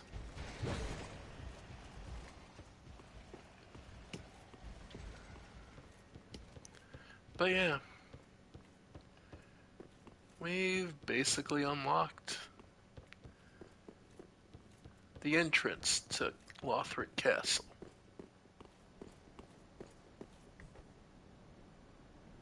Nope, this is the Wolf Knight's sword, the decayed and corroded version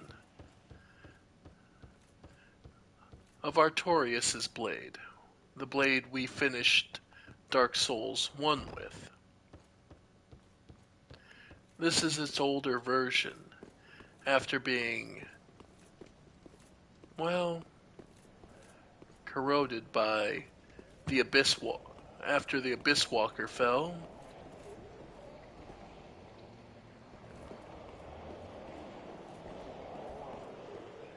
There was only, and the Undead Legion would carry on his will.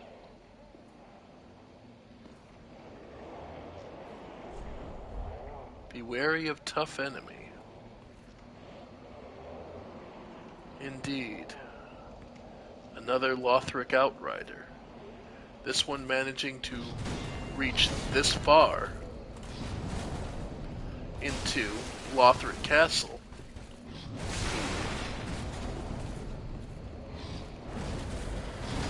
Yep.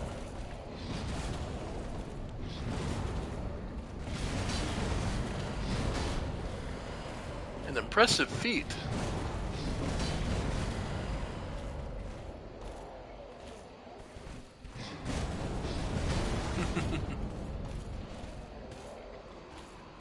And yes, theoretically you could lead him into the fire breath to hurt him, but more often than not you'll usually get yourself killed well before you'll be able to actually... Oh.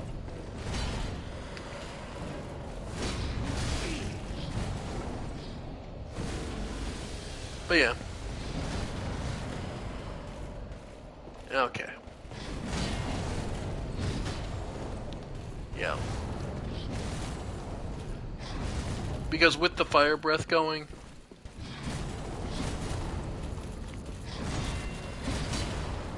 yeah.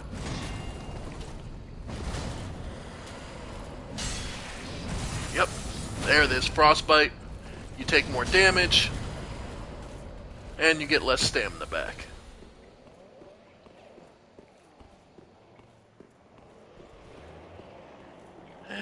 But I forget, was it an invisible wall? No.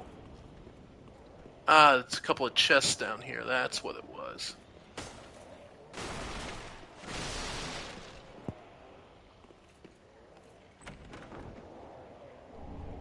Spirit tree. Titanite scales.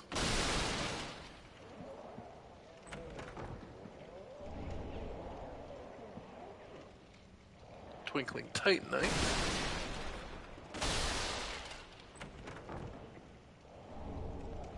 And more twinkling titanite. And with that, I think we're gonna bail.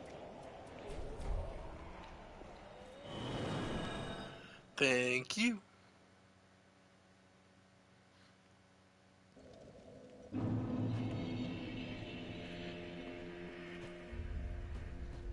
Alright.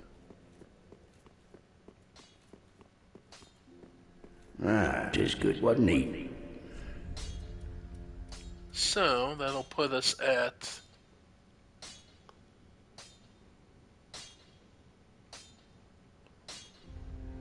Yep, enough for the Wolf Knight Greatsword +4.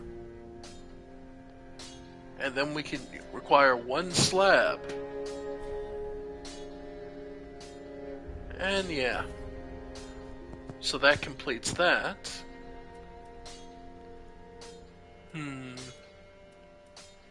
The daggers...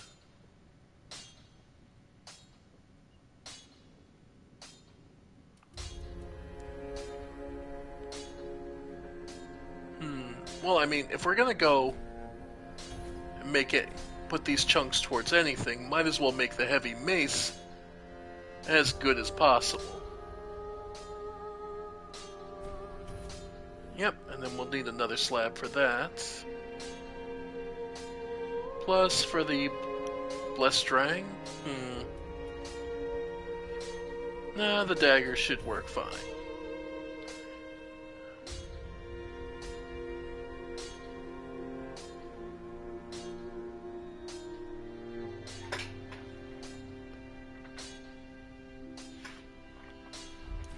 Pretty, I don't know. So, by the way, we're up to 453 on the Wolf Knight Greatsword, so that's pretty good on Ah, 'tis good, wasn't he? Fuse.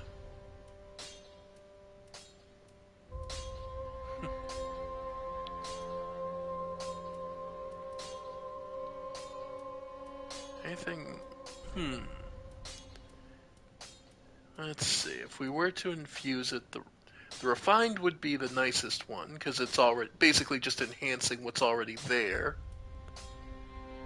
Crystal... Actually, the hollow. Because we do have a good amount of luck. Why not?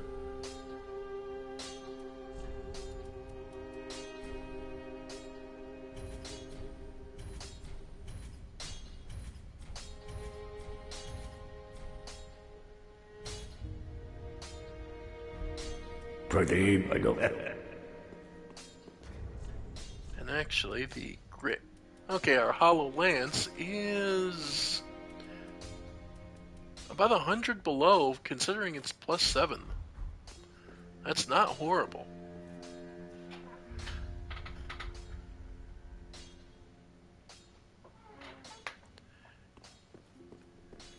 On that point, you're a little... Survivor, you're a little...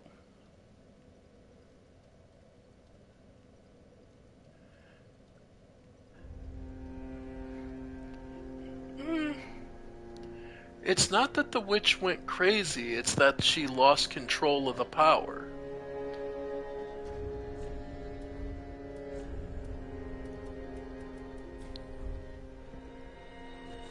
After all, she was trying to... She was trying to She was trying to recreate the first flames. The flames that the... she was trying to recreate the first flame that Gwyn and her all found. Welcome, husband. Very well. Then touch the take no. Alright.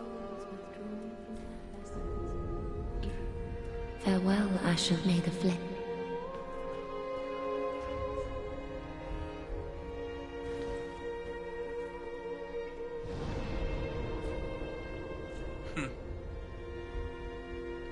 The Dragon Barracks.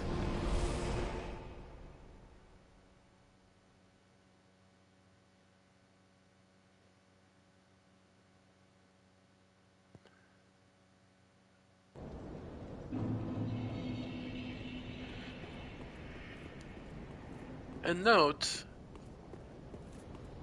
once the dragons are down, you don't have to ever stop them again. But there was this item down here we could see. More undead bone shards.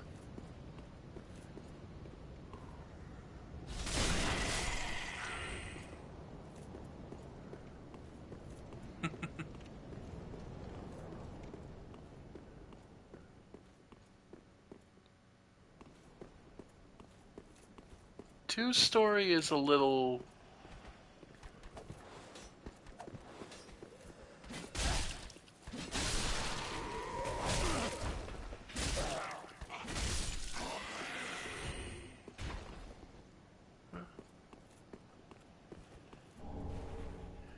You've glossed over a lot of nuance, but go ahead.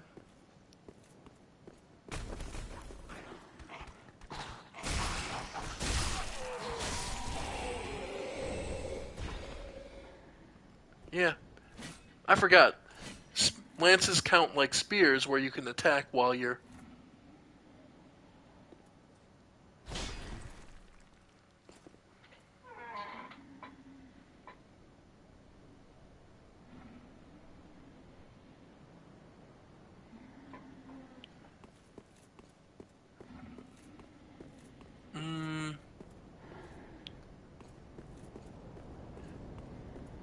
It's not necessarily the player. You had two options. You didn't have to link the fire.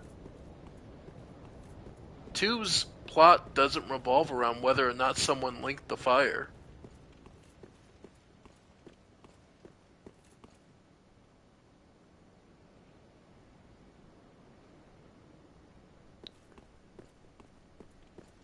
No, the Firekeepers told you you wouldn't know why you're going, but you're gonna go to Drang Lake.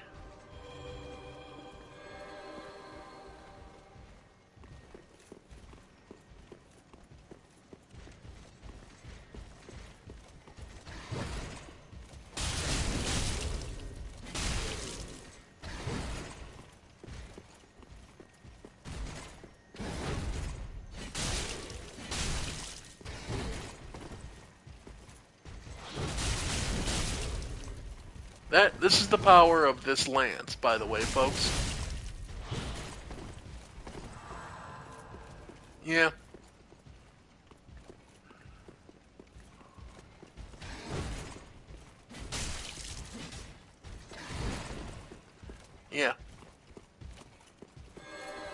him while he's...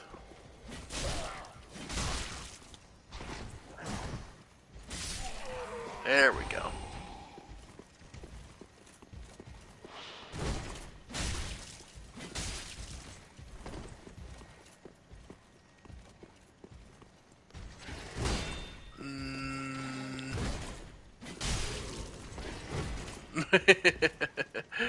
I'm gonna have to argue against that as well. You weren't too late. Vendrick went hollow and did so purposefully so that Nashandra couldn't get the Throne of Want.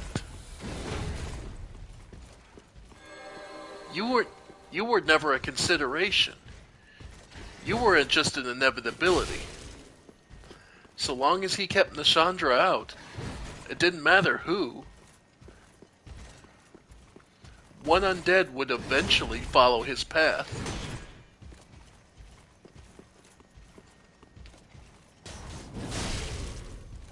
Nice.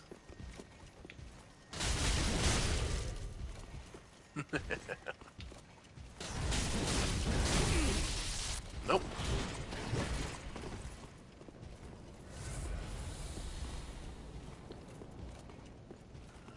Alright.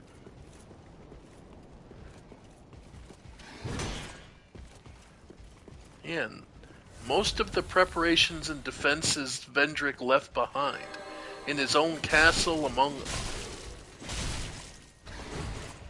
everything he did, that was to deal with his queen. That wasn't anything to do with you.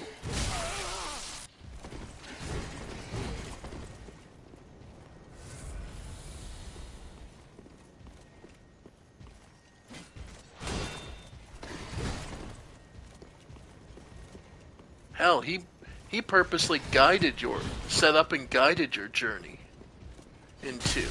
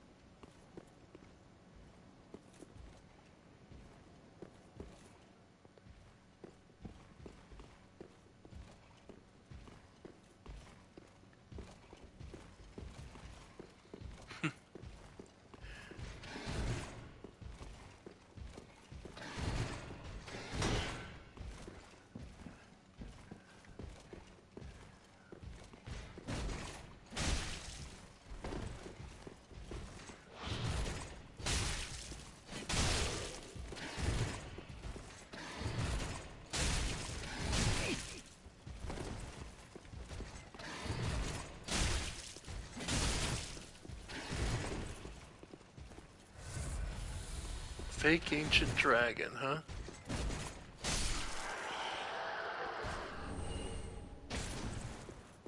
I guess that's one interpretation of that dragon, is that it's fake. But it's better to say that it's a creation of Aldia, yes.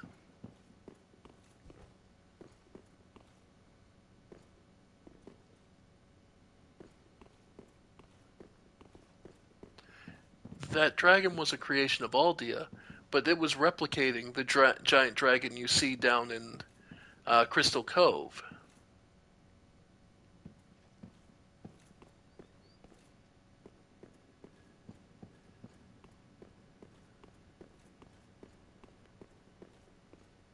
Where the Duke's dear Freya had been feeding off the corpse, growing stronger.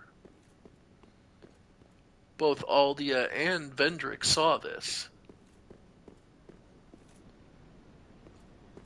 Now, there is a smoke gate up there, but what you really want to take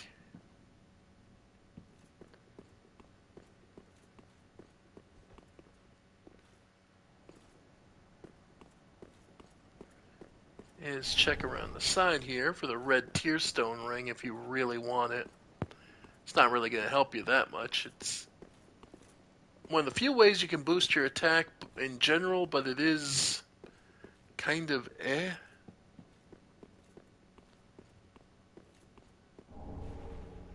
Rusted coin. Not a mimic.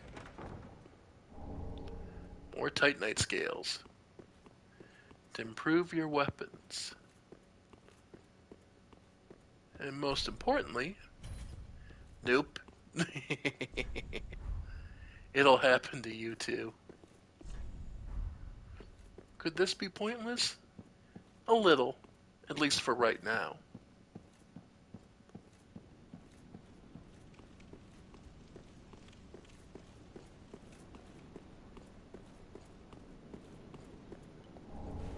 Sunlight medals for the Sun Bros.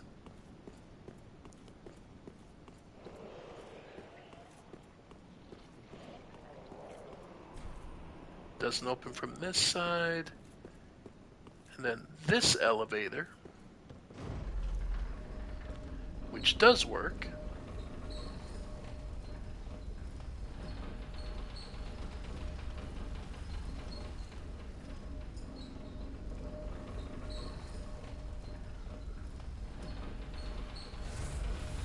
And goes down quite a ways.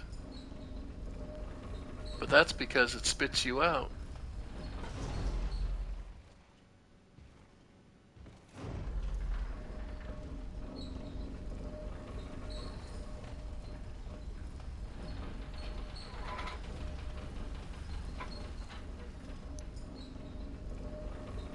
Do you remember where you find Vendrick's crown, by the way? I'm just curious.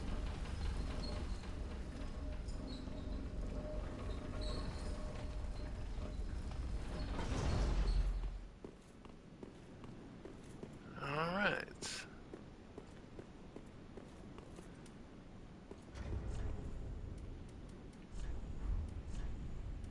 Let's see, any other throwables we got? And knives.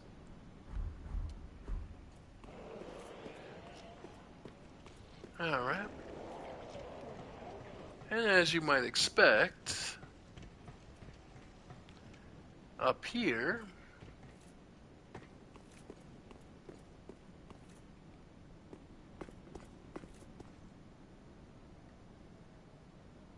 is the way to that dragon.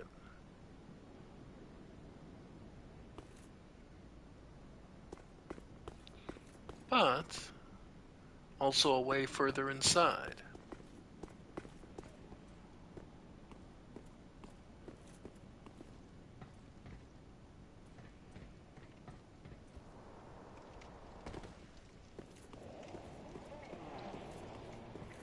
And yeah, easiest way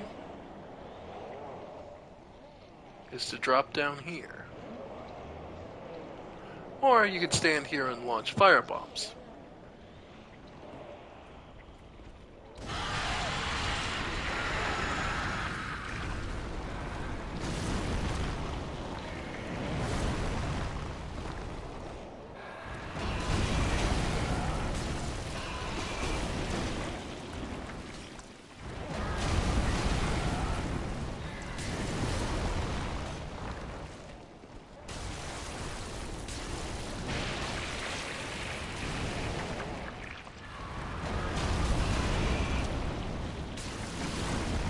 Alright. Now here's the final question. Now here's the actually important question. What were the requirements to be able to open that door in the Shrine of Amana?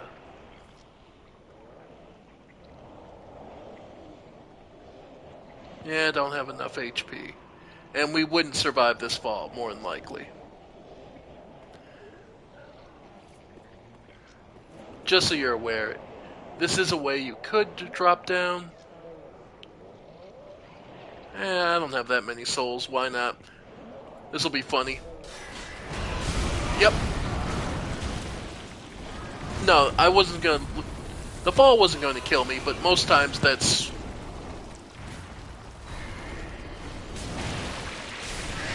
Oh, I actually survived it. I am really surprised. Most of the time that gets me killed. And that's both dragons gone. But usually I get smacked by the claw the second I do. I drop down, so... yeah. By the way...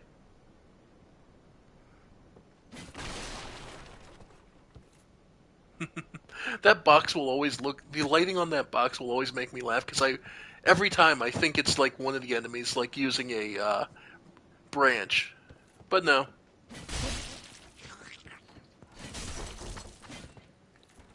Nope.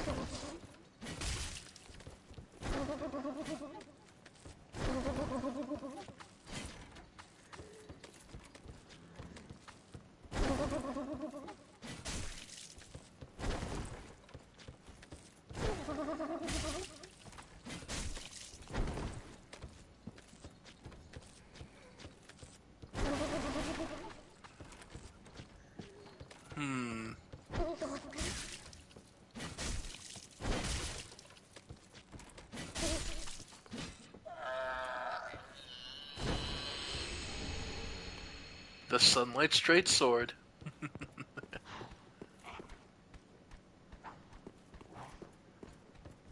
The sword of a good friend of jolly cooperation. And the Braille Divine Tome of Lothric, which is your real big special reward.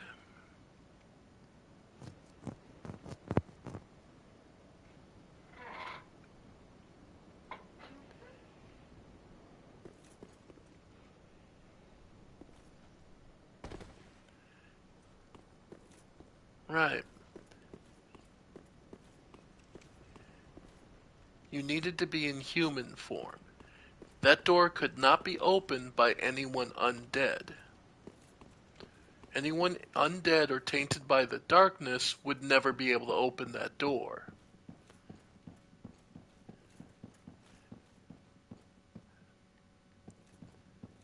Thus, Queen Nasandra would never be able to go there in the first place because of the anti-dark preparations there by it being in the Shrine of Amana, where if you're infused or undead or infused with darkness, you basically cannot go there.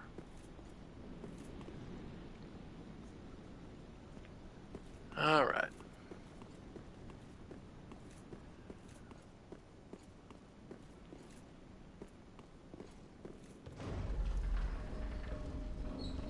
Vendrick didn't tell you any of this. You had to piece that together yourself. And I'd sooner believe that they were I would sooner believe that they were parts of Manus, the father of the Abyss, than I would the Pygmy. Neither of these things, though, are specifically given out.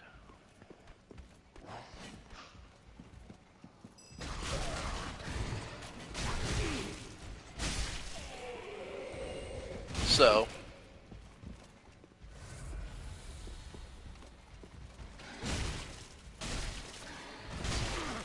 yep. Yep.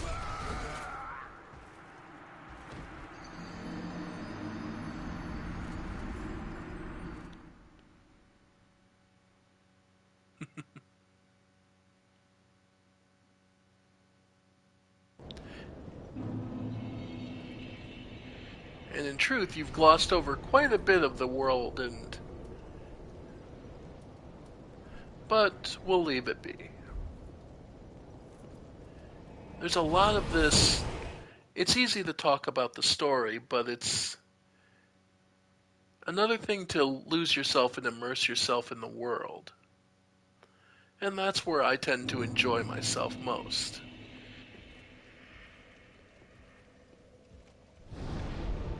And let's go actually back to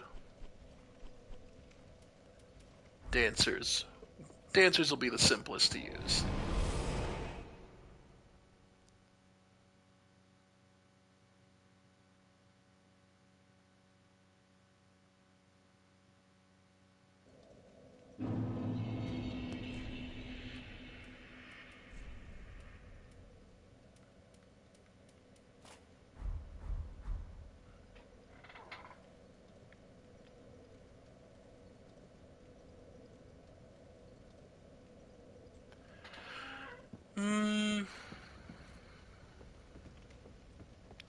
That's an interpretation, I suppose.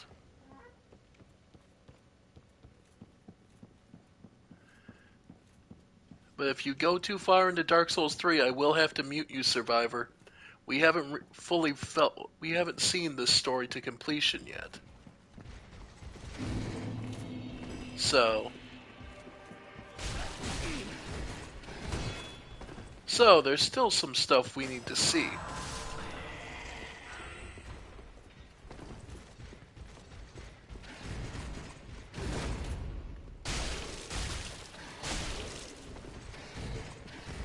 So if you go too far in the DS3 story, I'm going to have to stop you. Because, for all I know, somebody who's watching this hasn't played the game yet. And wants to explore the story along with us. Because the story to these games is a lot of...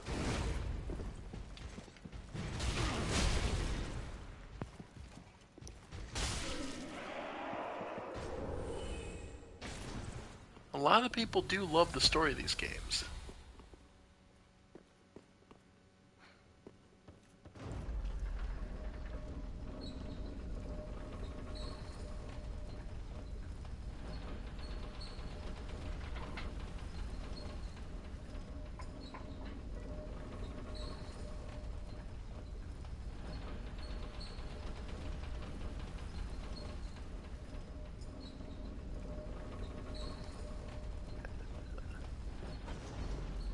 That is really belittling the character of... That is quite belittling the character of...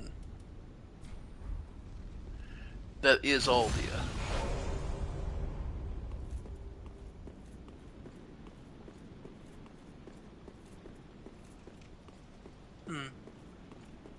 Why do I remember there being someone who would help you here?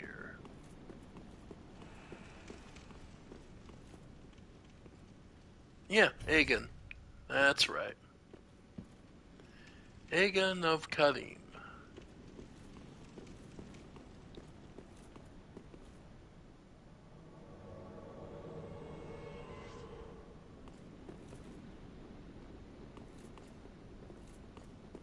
So long as we keep Rhea safe, he's promised to help us. So let's get that help.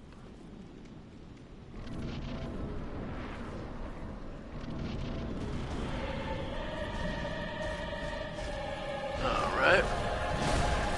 Say hello to the Dragon Slayer armor.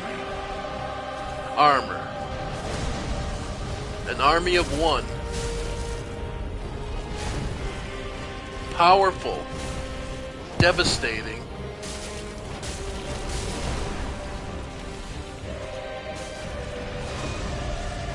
alright. The Dragon Slayer armor. Ow.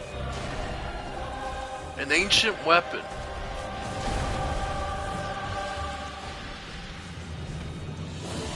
Left behind,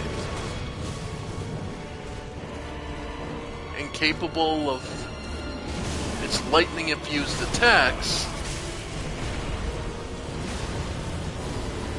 Nope, it's getting support from those creatures. It's getting artillery support. Yep.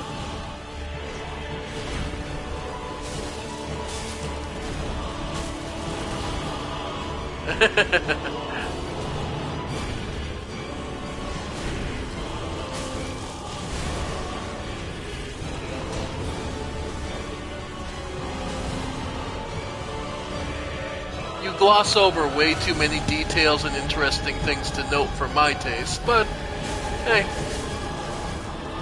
Though, I would ask the question, if the curse is cured, what's the dark sign I have on my body in this game?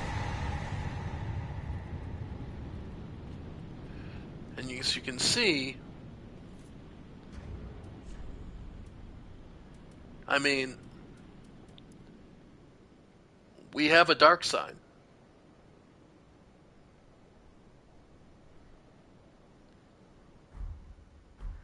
Theoretically, we can go hollow.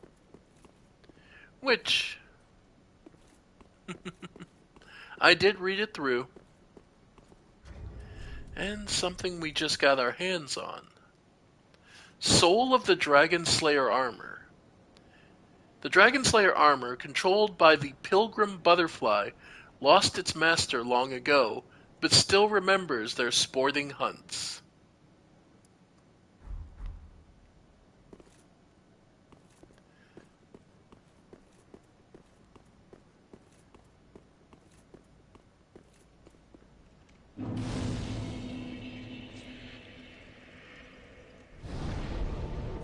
So, it was being used by these pilgrim butterflies, is what they're called.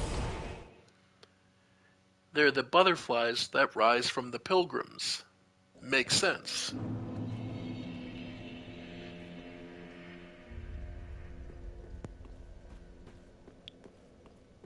Now, let's see what you should gain from the Dragon Slayer armor should be fairly obvious. Aha, so. First is his axe. Melted iron great axe that once formed part of the Dragon Slayer armor. Thickly imbued with the power of lightning, use the skill to draw upon techniques used to slay the archdragons. Its falling bolt skill. By the way, you would need 40 strength to one-hand it, but we'd be able to two-hand it.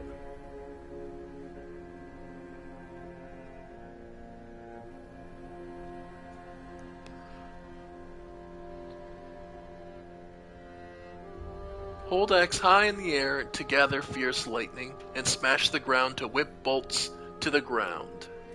Or the shield. One of the heavier shields. On par with Yorm's own great shield. The shield offers high protection to lightning, which the Dragon Slayer commanded as his own, and its skill has faint echoes of the Dragon Slayer's own fighting style. Without lowering your guard, strike the enemy with the shield to knock them back or stagger them. Works while equipped in either hand. Yeah. And again, requires 38 strength to wield this thing. And it is heavy. 26. Oh wow, it's heavier. I forgot, it's heavier than Yorm's frigging shield.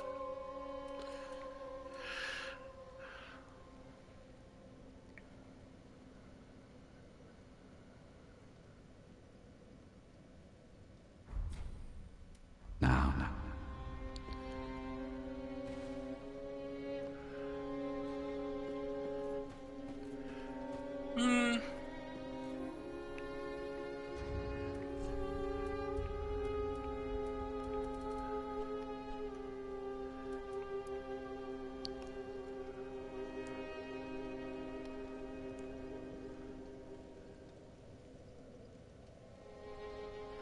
Here's what I'll say regarding there being two curses.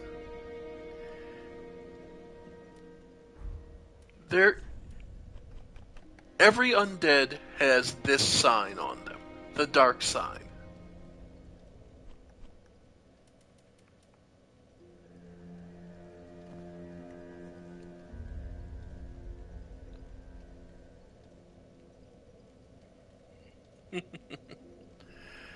However, the dark sigil here is something unique.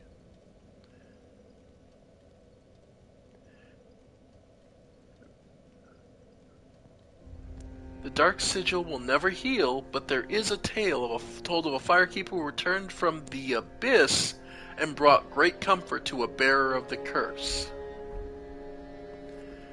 Note that I can have both of those concurrently. Welcome home, I speak. Very well, then take. Let these souls withdrawn from their vessels manifest. Farewell, Ash, may the flame. And if I'm honest, the Dragon Slayer armor, neither one is honestly that great. The weapon or neither the axe nor the shield. So honestly,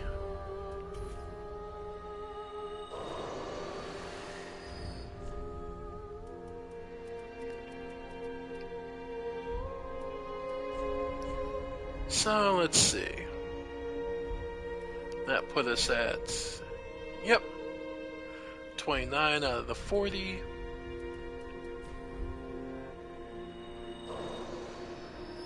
$39. That worked out. Welcome, I speak. Very, then take. Let these souls withdrawn from their vessels. Nice. Farewell, Ash, may the flame.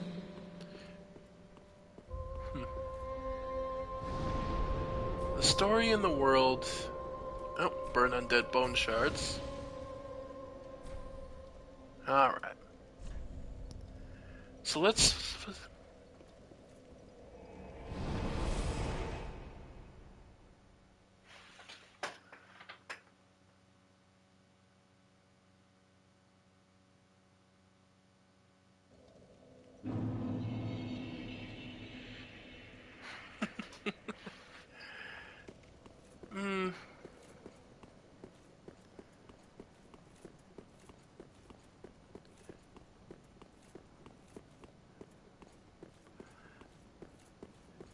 Those are interpretations of this. Though I would ask you this, then. What is humanity? In the Soul series, what is humanity?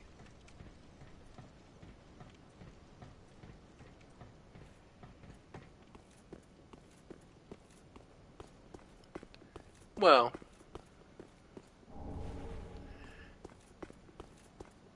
on the very least, Aldia believed it to be a sin.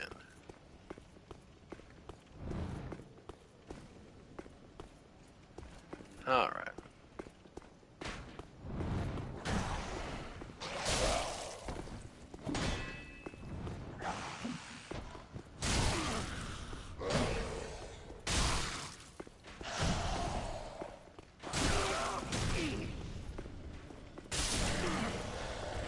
Yep.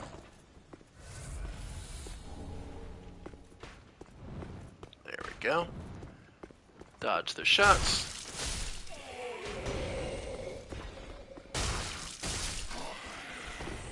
Alright. Thought we were a little too close to potentially rolling off.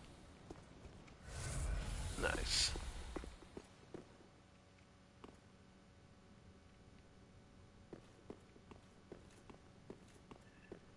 And down here.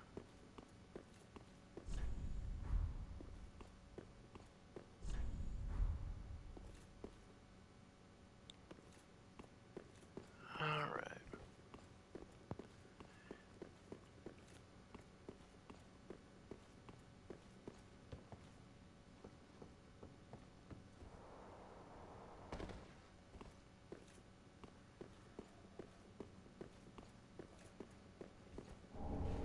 The Knight's Ring. I believe it gives you additional strength, if I remember correctly. Stay calm. This is a one-on-one duel. As noble as this game gets.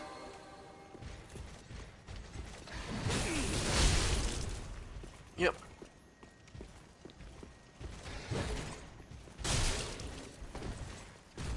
Yep.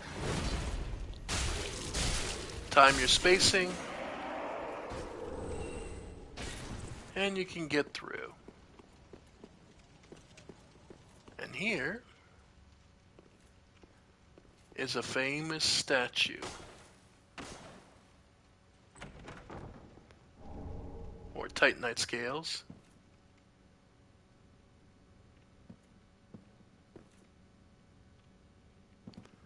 And yeah, praise the sun.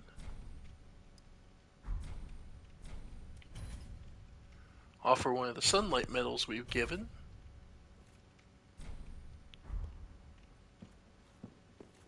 And it's technically a shortcut, but not to anywhere specific. But you never know.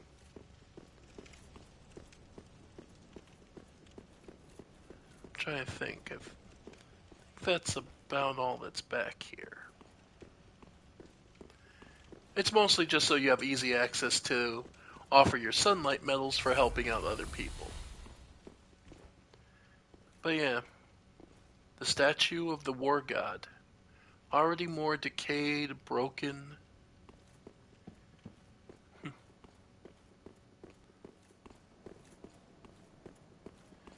And left in pieces, still honored and considered a sacred place by those who seek to help others.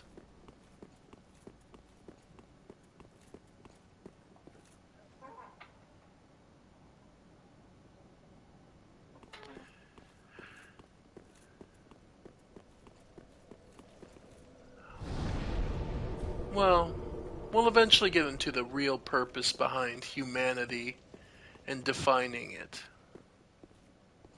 as well as the hollows. Now, here's an interesting space. We're heading into Lothric Castle.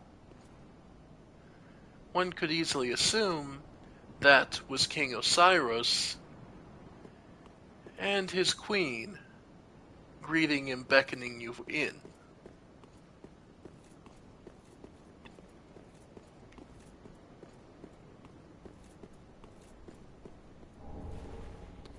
Yay, more chunks.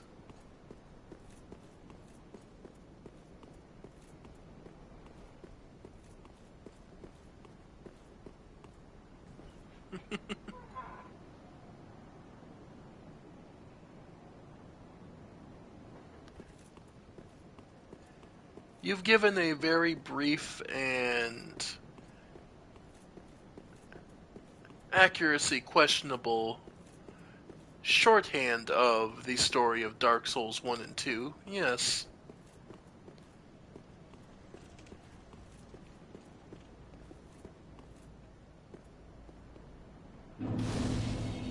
Well, we'll be getting further and further into 3 as we go.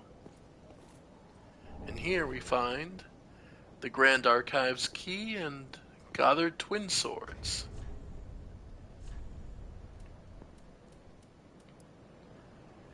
The hunters known as the King's Black Hands wielded paired weapons. These belonged to Goddard, who fled the castle. Goddard rose quickly through knighthood, no surprise to those who have witnessed his swordsmanship.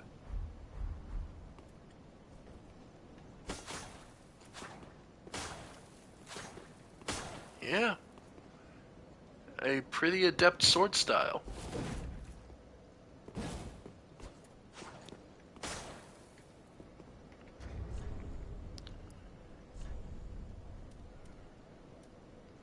But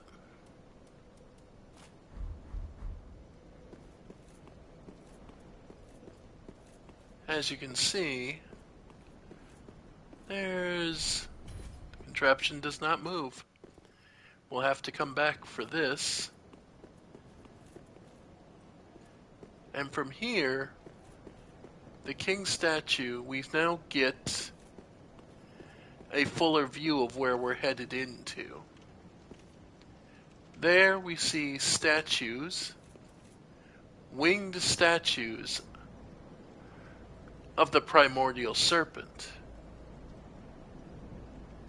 in a robe and wings depicting with an almost farcical expression that they are respectful, ascendant creatures. However, they're not the only ones.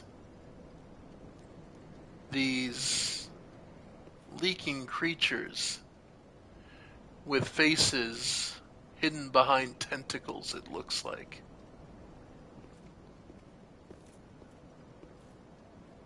And here, a robed figure offering the hand of knowledge. I would assume the queen and the king here. And again, we have paired opposites of the squid face thing and the primordial serpents.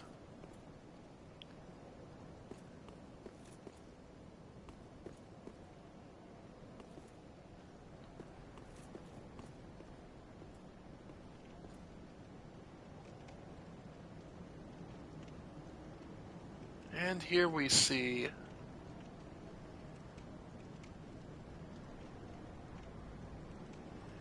these statues holding torches, crowned but malformed.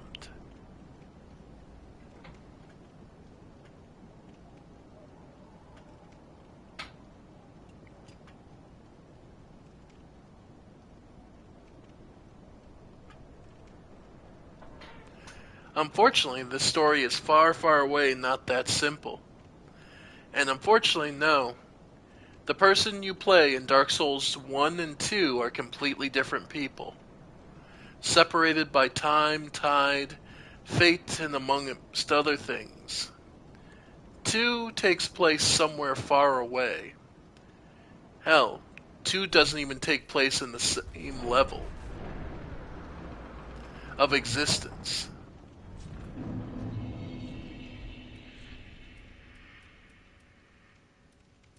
But the item we just used, the Grand Archives Key.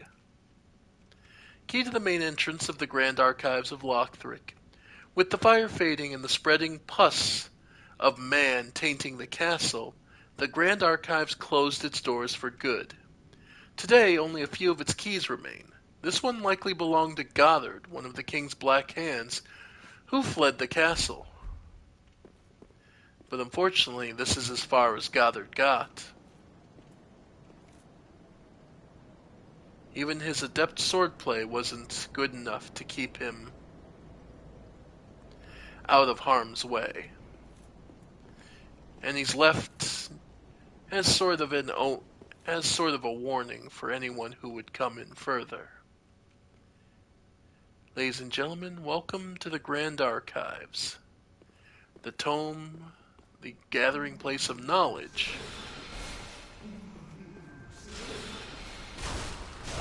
And the second crystal sage is here.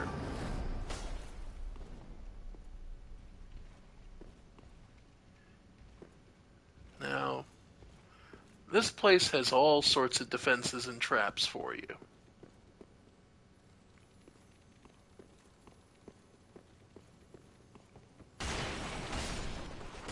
Got it. Crystal gem, twinkling.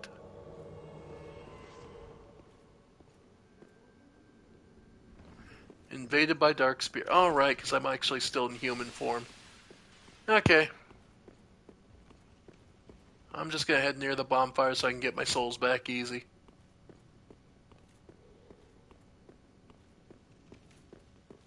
Okay.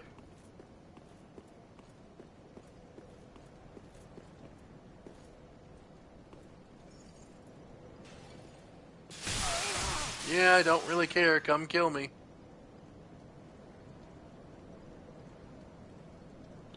I'm giving you a free kill. I do not care. Sorry, folks, but PvP has never interested me in the absolute slightest.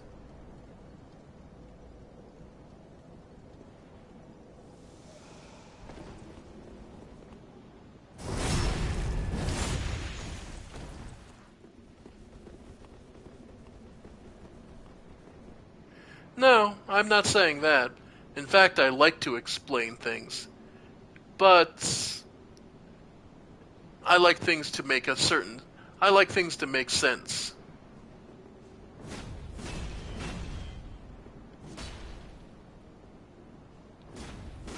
At least how they make sense to me.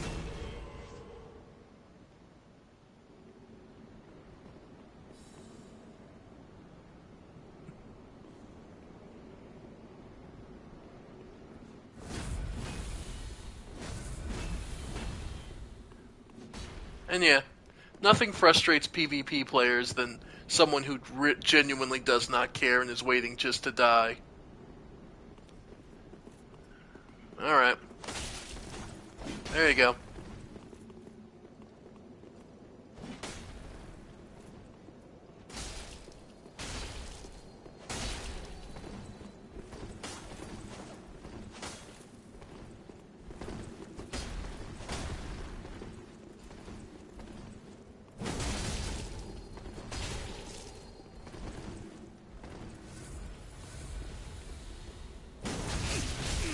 There you go. And there.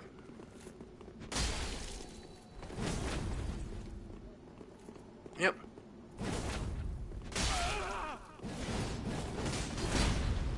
Yeah.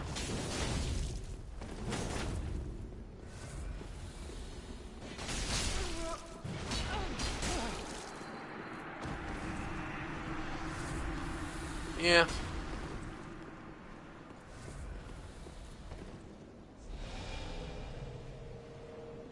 Well, Elden Ring is more straightforward, honestly. If you wanted to cut Elden Ring down to a basic story, there was a point in the world where everyone couldn't die, where death had been defeated and the world was...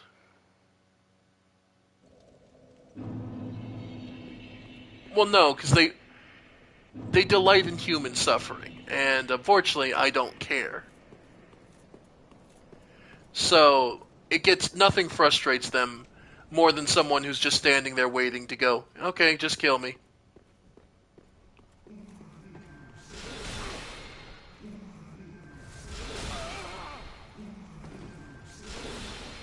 Alright.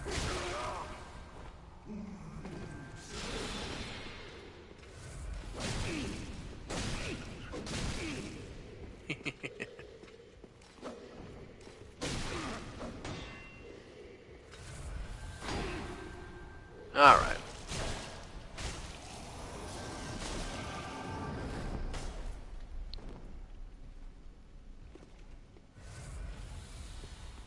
Eh, to each their own.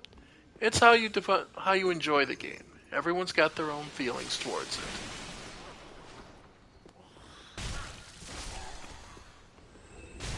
I just don't enjoy PvP, so I tend to just rely on the story and the world.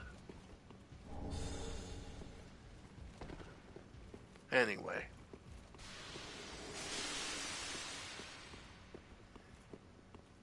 Let's see, where were we? Elden Ring is the story of the problems with a world where no one can die.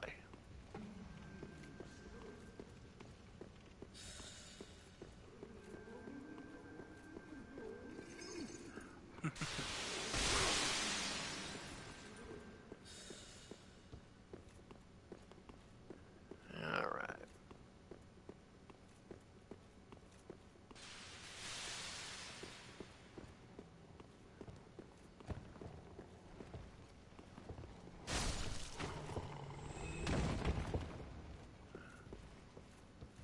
Alright.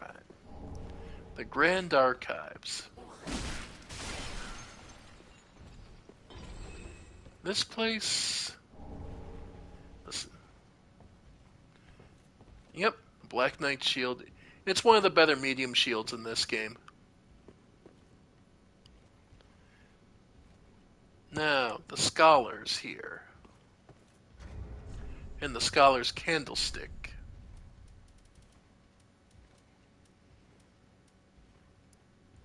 A candlestick covered in ivory scales, once used by the scholars of the Great Archives.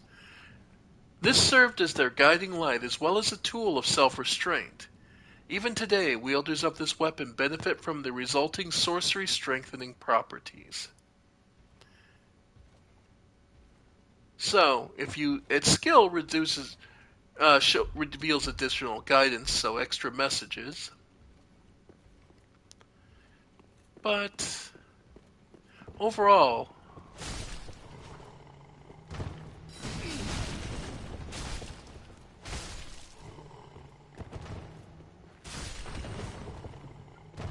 by and large, the scholars, you'll notice, are covered in wax.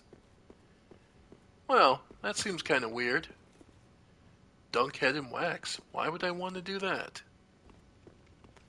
Let's just push on. Try lever. Why would anyone want to cover their head in wax? That's stupid. That would be why, ladies and gentlemen.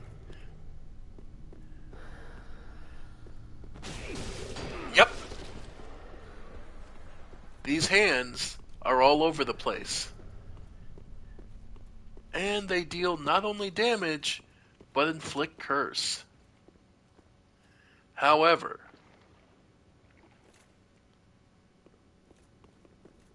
this wax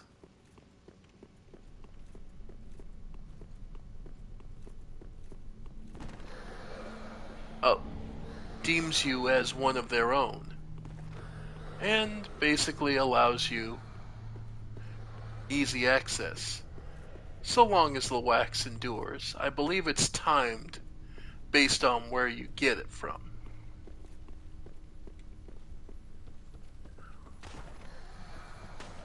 And yeah. Yep.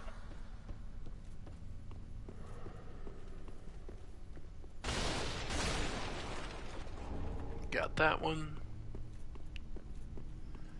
I don't believe it's damage based, so I think it is just time.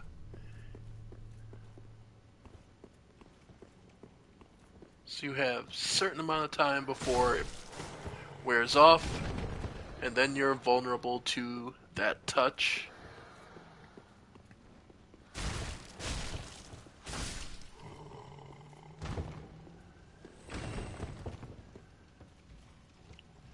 And as you might imagine,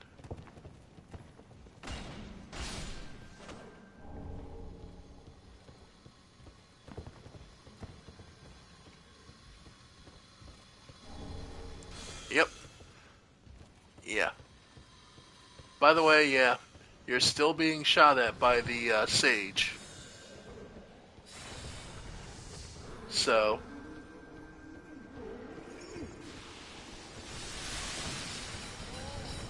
and of course he has backup here. Yep. Ah, damn it, I'm dead. Nope. Yeah. I forgot about the extra slaves that help him out. But yeah. Note that this is not an official boss fight. In fact, note that there's almost no mark for this. We're fighting the Crystal Sage again.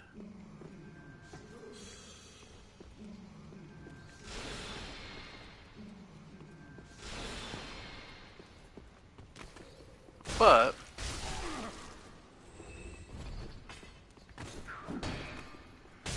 because there's no marking regarding it, because this isn't an official boss fight,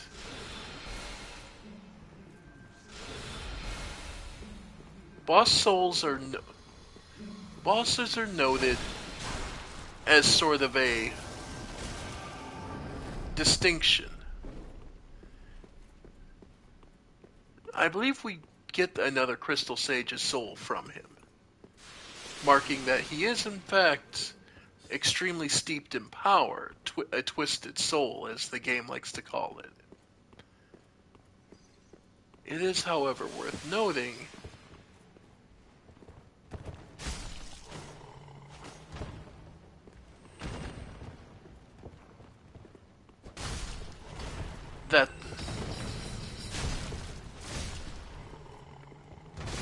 that though he isn't twisted, he isn't indeed twisted, his power is, for lack of a better phrase, all his own.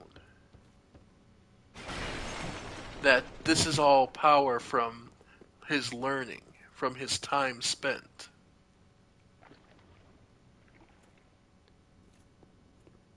And as far as the first sin of linking the fire, one thing that comes to mind often for that is Gwyn did so.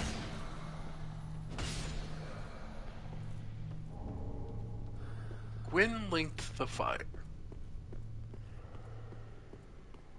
What does linking the fire actually do?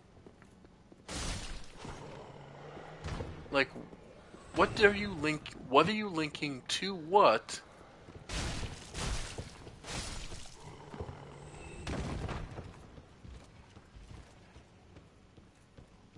And why is it so terrible that in linking the fire, nobody who linked it, short of Ludleth the Exile, is willing to do so again?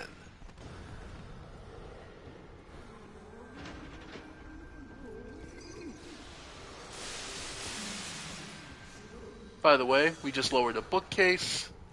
We'll check that out later. For now, I want to get rid of all these guys.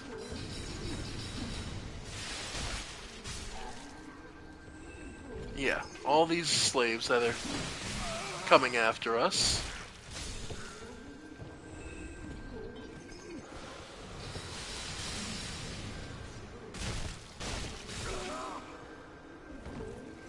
Heal up.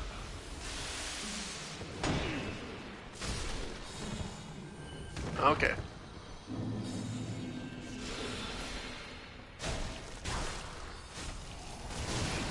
Yep. Got him.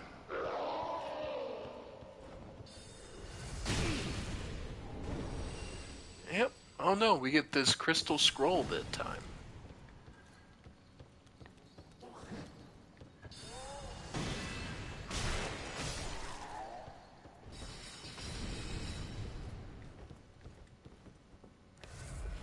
We get something just as valuable that might be considered a mage's soul in another form.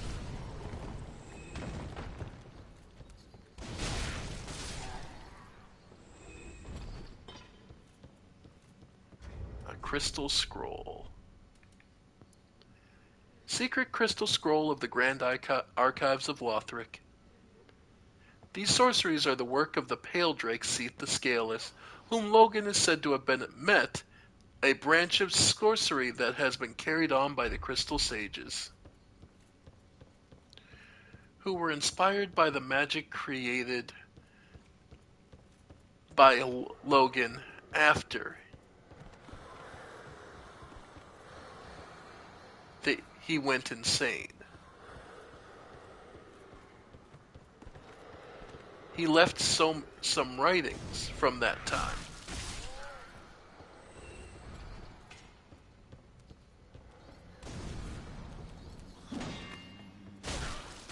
And that inspired the Crystal Sages. By the way, dunking your head in this smaller pool of wax, I believe doesn't last as long.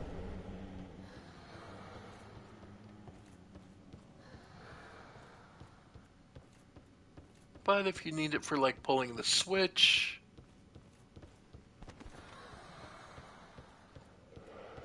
or getting around certain enemies, it can still be plenty of time.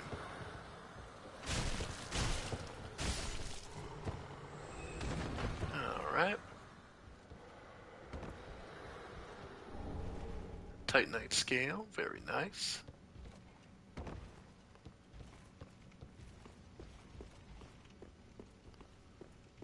Now, we did lower a bookcase down here.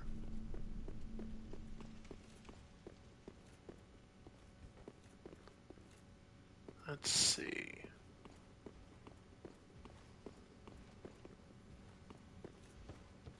Ah, this one.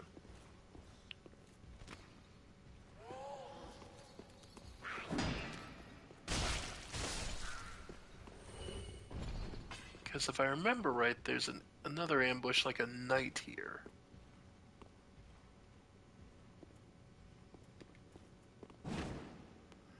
Well, not a mimic. Ah, another Titanite slab. Okay. So we can fully power up one particular weapon. That'll be worth it.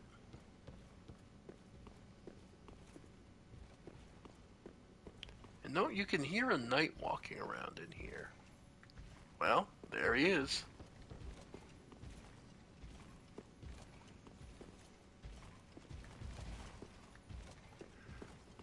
Lothric Knights.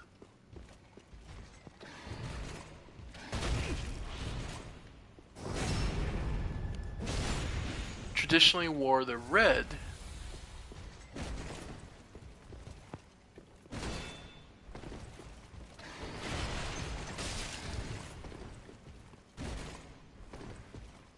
but there were cases where some wore blue, typically to signify their loyalty to like the queen.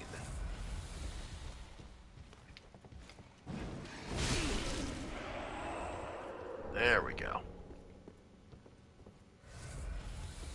To the queen and the Church of the Deep.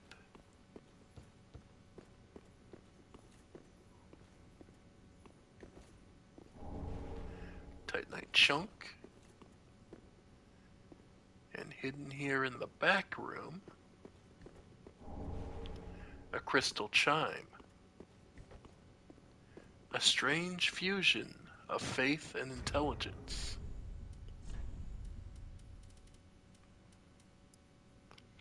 A sacred chime once in the possession of Gertrude, the Heavenly Daughter, and defiled by the archives, scholars of the Grand Archives.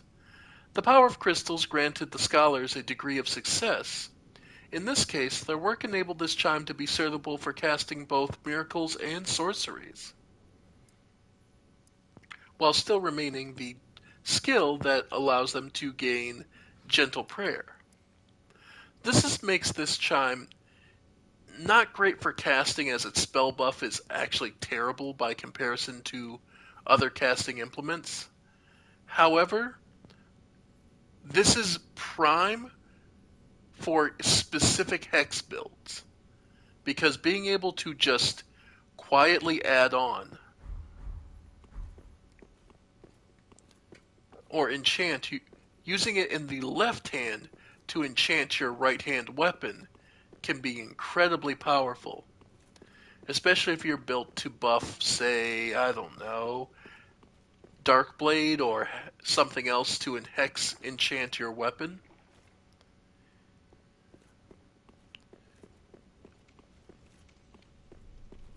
That would be quite useful, wouldn't you say?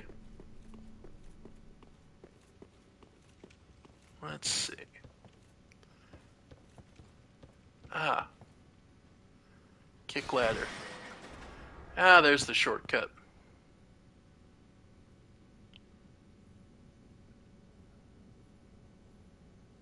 Let's see.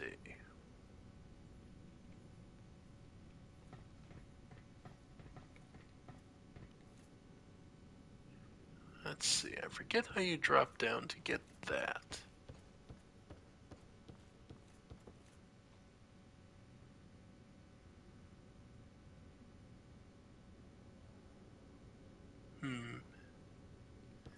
And we'll come back to it.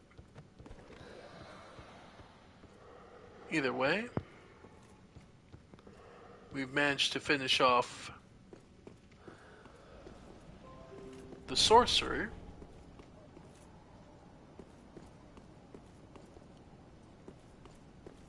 So, with the Crystal Sage gone, this place becomes a little more manageable.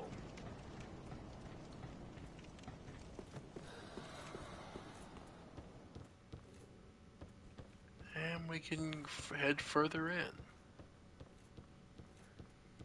Again, just be aware of whether or not your head is covered in wax.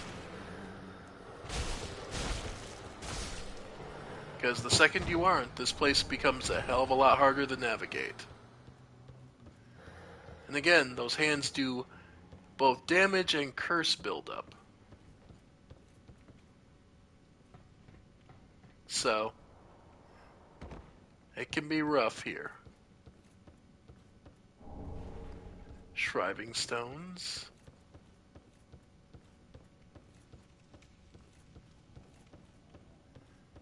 Let's see, there's the knight there.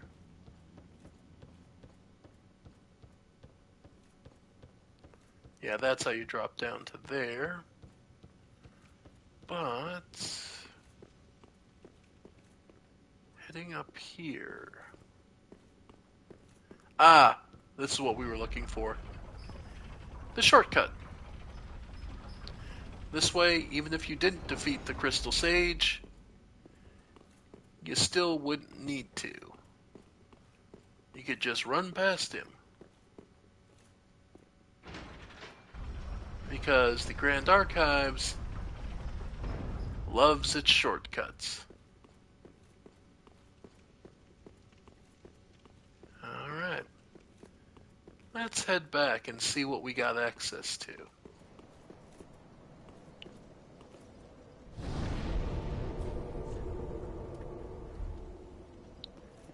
Firelink Shrine. As we now have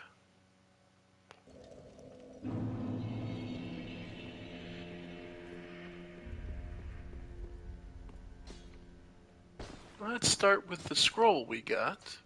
Back again, I see. Perfect timing, too. Unfathomable. This is a crystal sorcery. Created by the Pale Dragon. Thought only to exist in legend. I am ever grateful to you. I am afraid this is a debt I cannot repay. Only I will be sure to And yes, Crystal Homing Soulmass, The Crystal Soul Spear is very nice. And Crystal Magic Weapon. All fantastic, heavy intelligence requirement sorceries. In Vinheim, a sorcerer only in name. What a fool I was, thinking when I became undead I was, but here I am. All thanks to you. Promise to stay. I will. And Lothric's Braille Tomes. Oh, champion, do you wish to hear a tale? Oh, you've brought me a Braille Divine Tome. Now I can tell new tales of miracle. Tales of the what fun we will. Let's see. Bountiful Light. Miracle taught by the knights by Gertrude, the holy maiden to the queen. Gradually restores a large amount of HP. The heavenly daughter is said to be the queen's child. I'm gonna press X to doubt on that one. They might have been close like mother and child, but... And miracle taught to the Lothric Knights. Blesses the right weapon, increasing attack power, as well as gradually restoring HP. The Knight is one of the 3 pillars of Lothric, said to have strengthened ties with the High Priestess after the scholars acquired the Grand Archives. So the 3 pillars for the church, for the Kingdom of Lothric, were the Knights, the High Priestess, and the Scholars.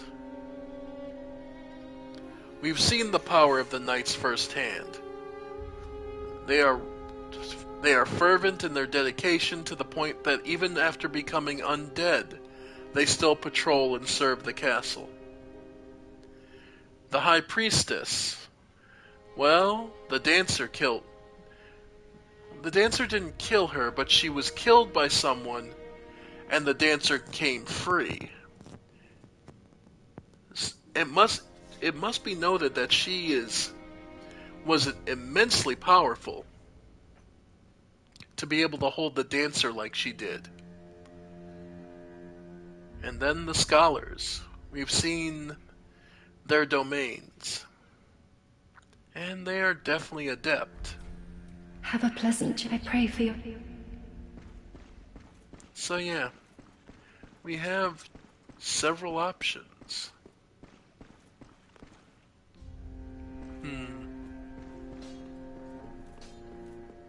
And we've learned gained access to new abilities. Tisk, wasn't he? Let's see.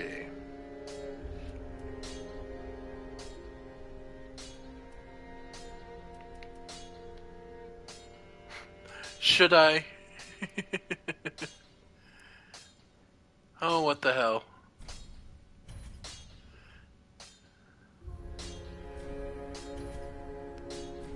And Chunk, and then the next slab will probably go for the Great Lance as well.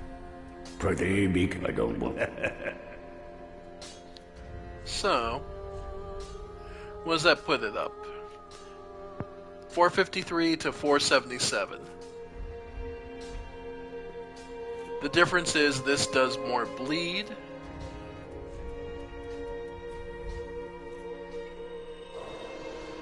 Okay. 85. Yeah, so we should be able to get 2 more levels. Welcome her speak. Very then take. So, 25.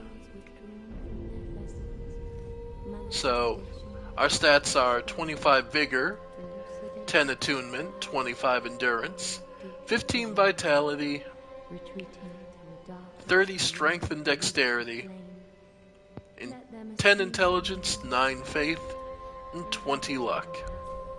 Farewell, Ashen, may the flame.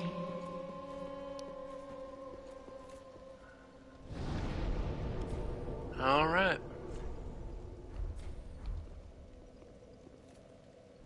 So, the Grand Archives.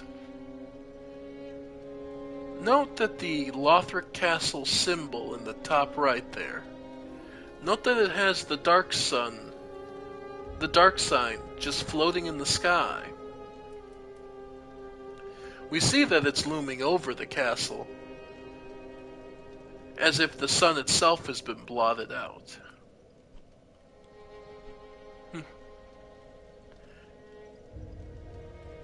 Though it's interesting, if you'll remember way back when we first got to the painted world of Ariandel, we were told not to come here. Well, we'll let the game speak of itself.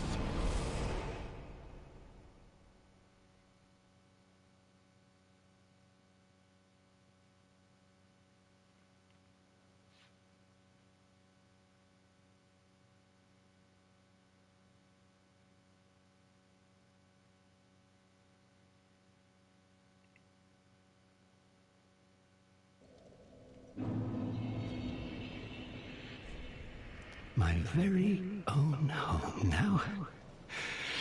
Huh? What?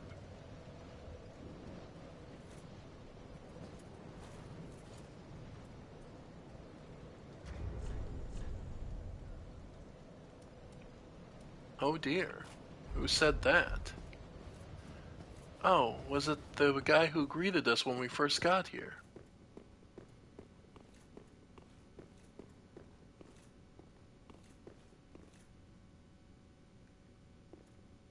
Quick, go to sweetly rotting bed to lie upon. Quick, Maybe it was him. Well, either way.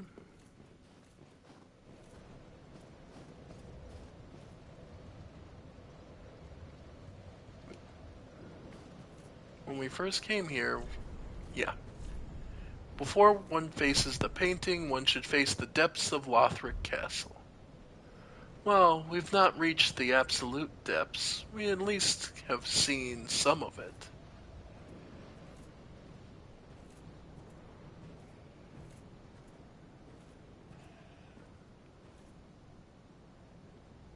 Now, you should know by now, anything that seems awkward and odd is not your ally.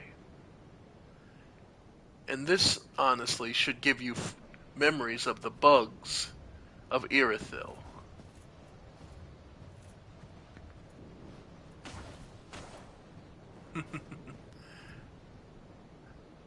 maybe not in this case, but you should be aware. After all, fires burning on the points of a tree. Oh. Well, aren't you a friendly one?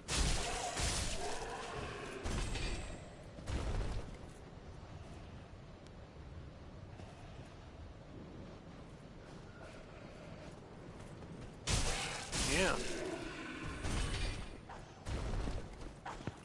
Oh. Well, these guys are... Yep. Wow. Yeah. Individually, they're not that strong. But they seem to be really adept at working together.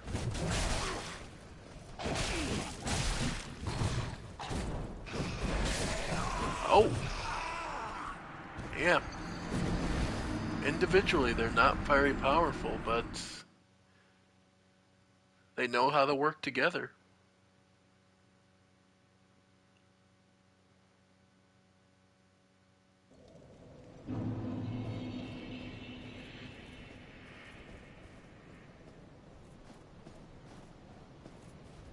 Oh. Yep.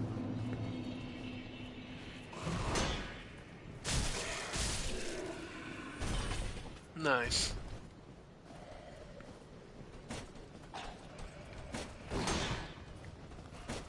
Alright. Yep.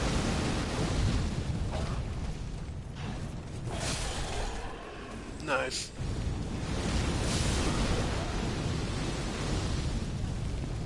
There we go. Yeah. If you can pick them apart, they're fine. But it's not always that simple. Especially those shield ones. Nice.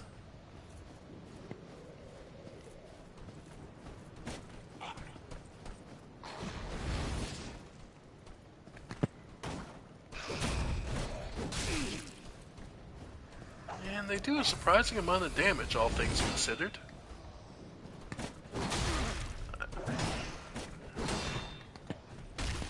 There we go. Ow. He's really accurate with that damn javelin. There we go.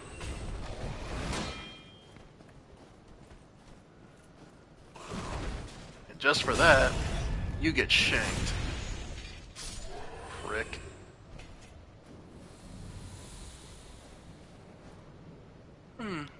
Actually, don't these trees remind you of the way the pilgrim butterflies are born?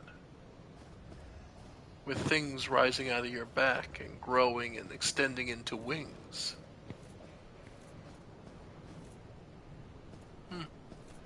Wonder if they're a relative.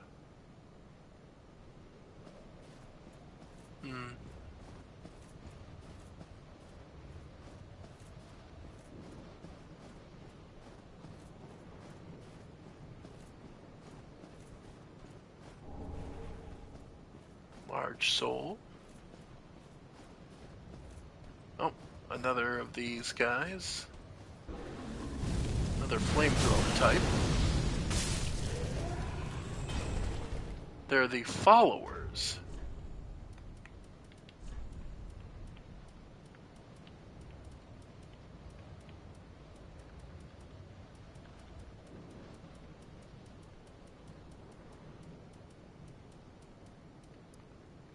Boots worn by the Farron followers. When a warrior Farron fell to the abyss, the tall, lean followers, with their hollowed eyes, quietly appeared in groups to hunt them down. Farron and its watchers fell to ruin, but the followers survived as a wandering pack of hollows. So what we witnessed with the Undead Legion and Farron was not a unique or original event.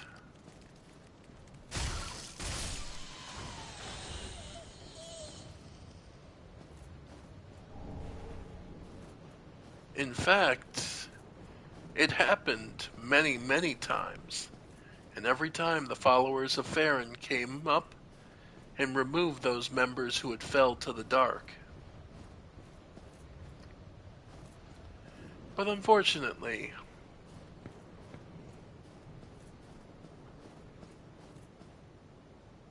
that wasn't enough to stop them from falling completely as they did.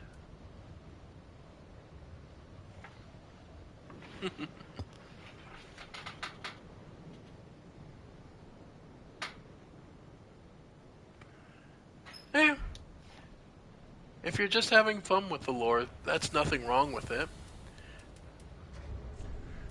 But I like to challenge myself to try and piece it together into something coherent. Now, this should always worry you, but you have to.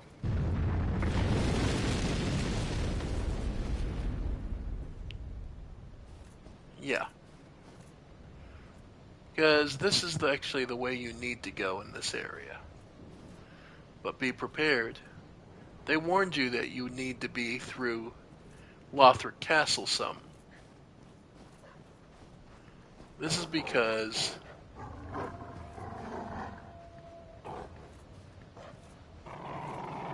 the dangers here are greater than you expect. Note, they are stalking you, looking to take you on, pick you apart. Compared to the monsters we fought, wolves may seem a trivial threat, but they're still a threat.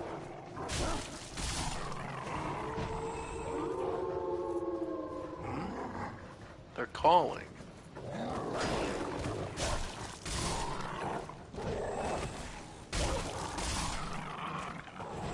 Oh, more of them. Reinforcements. As you might expect, the pack is looking to pick you apart.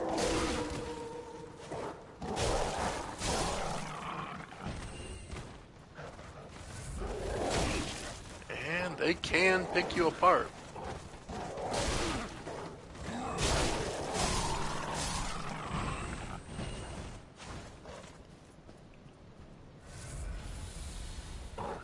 Yep.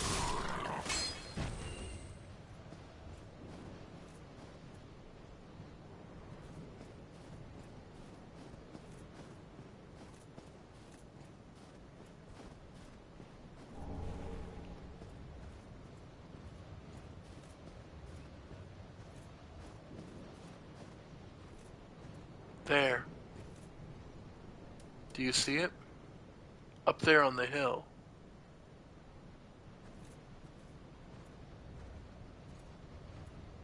I imagine that's the head of the pack.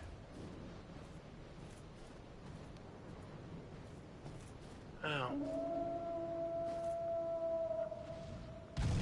It's coming.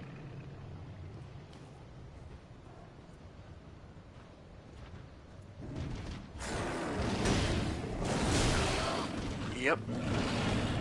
This is not... I will always compare this. This is not a wolf that is... This is not Sif. This thing is feral, wild, and wants you simply dead. There is no sense of honor here.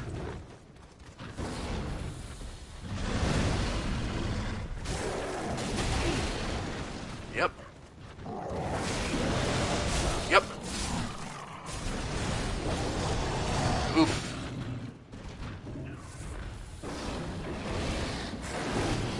This wolf is looking to... Yep. Run away.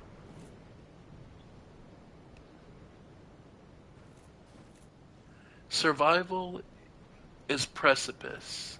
Is the precipice of concern in this game. I've said before, each game has a different motif and a different story it's trying to tell. This game is about survival. Who survives, how they survive.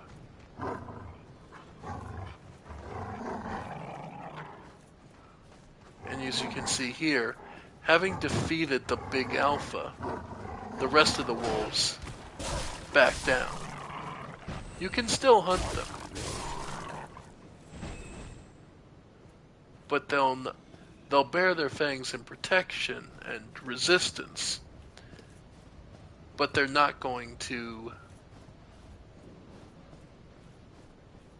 They're not as aggressive after the bigger wolf has left them.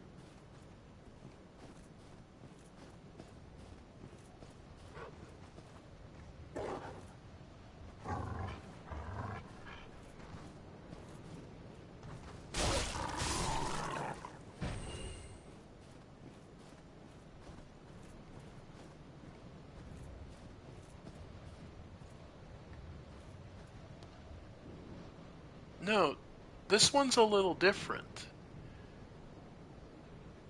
Its limbs are moving and the hair is moving. This should give you every hint you need to know.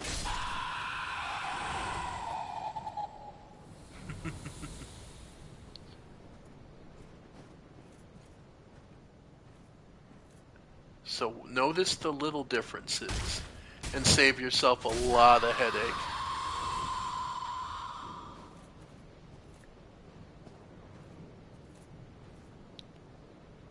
Yeah, doesn't matter if the hair looks white, if it's moving,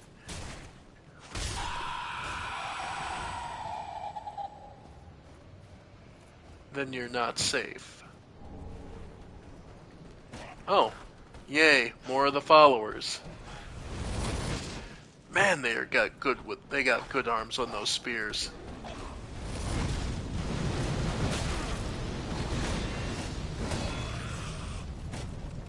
Have a good one, Survivor. Ow.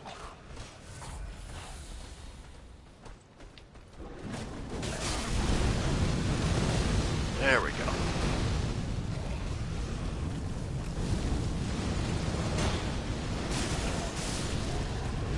There we go. And you're all gone.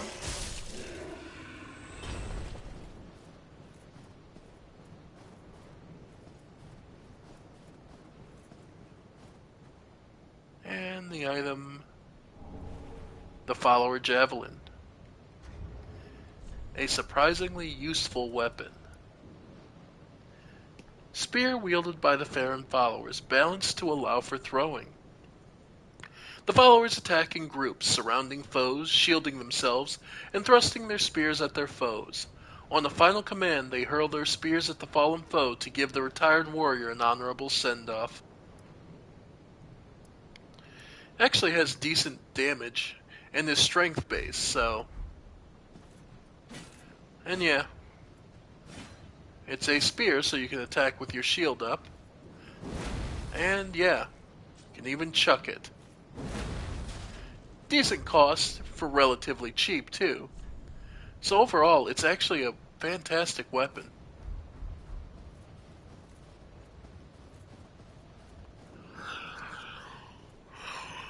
However, you do get it pretty late in the game, so I can understand why some people will have found a weapon they much prefer. And if I was playing myself, I would actually use the javelin, but as we're using blue and keeping to his style of combat, which is heavier and honestly more direct.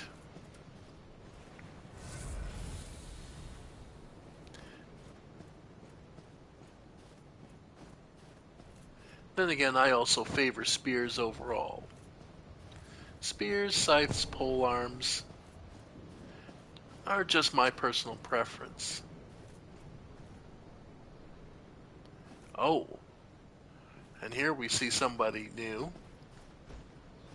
A Viking-like warrior. Yep, axe and shield. Nice. Well, I'd say he got the better of us in that exchange. But, yep. Ow.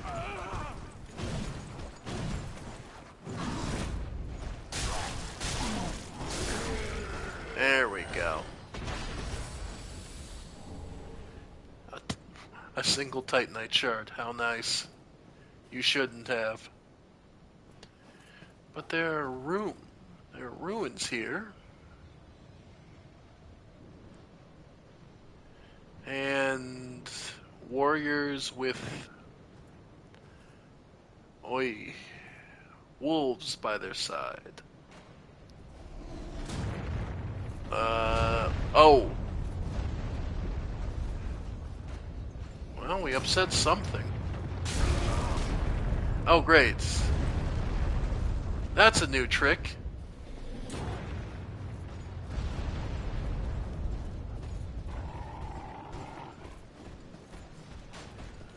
Alright.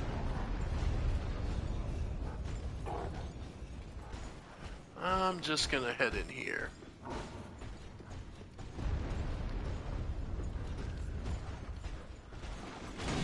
Yep. There we go. Because if nothing else, the best place to stay away from that damn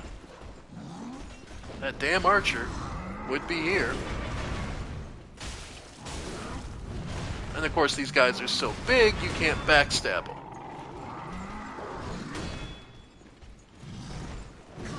Ah. Yep. Yep. Oh, wolf got me. Heal up. Yeah, we're in a bad situation. That much is true. But... Ow.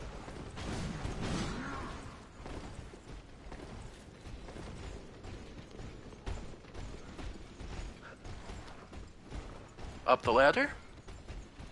We're probably still dead, but I just want to see.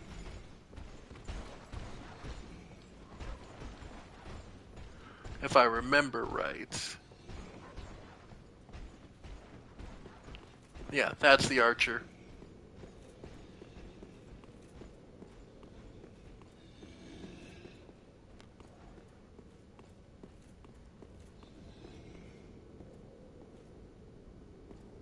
Let's see. For some reason I remember getting up to the top of this tower was some reason worth it.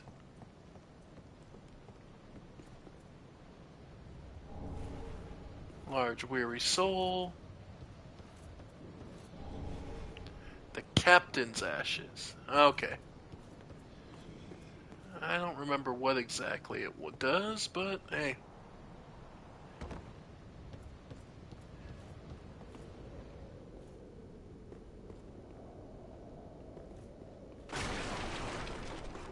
Let's see.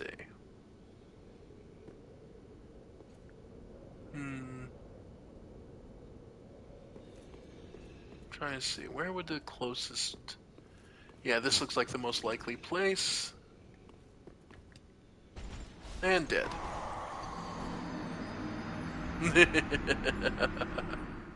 That's fine. Screwed up the jump, I don't really mind.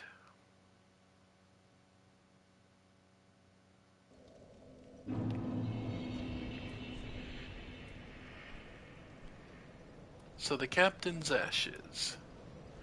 Umbral ash of the captain of the Millwood Knights. With this, long ago, the Millwood Knights lost the forest they called home.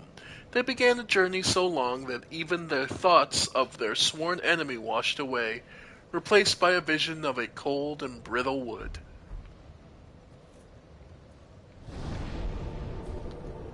So, if nothing else, we gained a little more insight into there. But I think we're going to call it here for tonight, folks.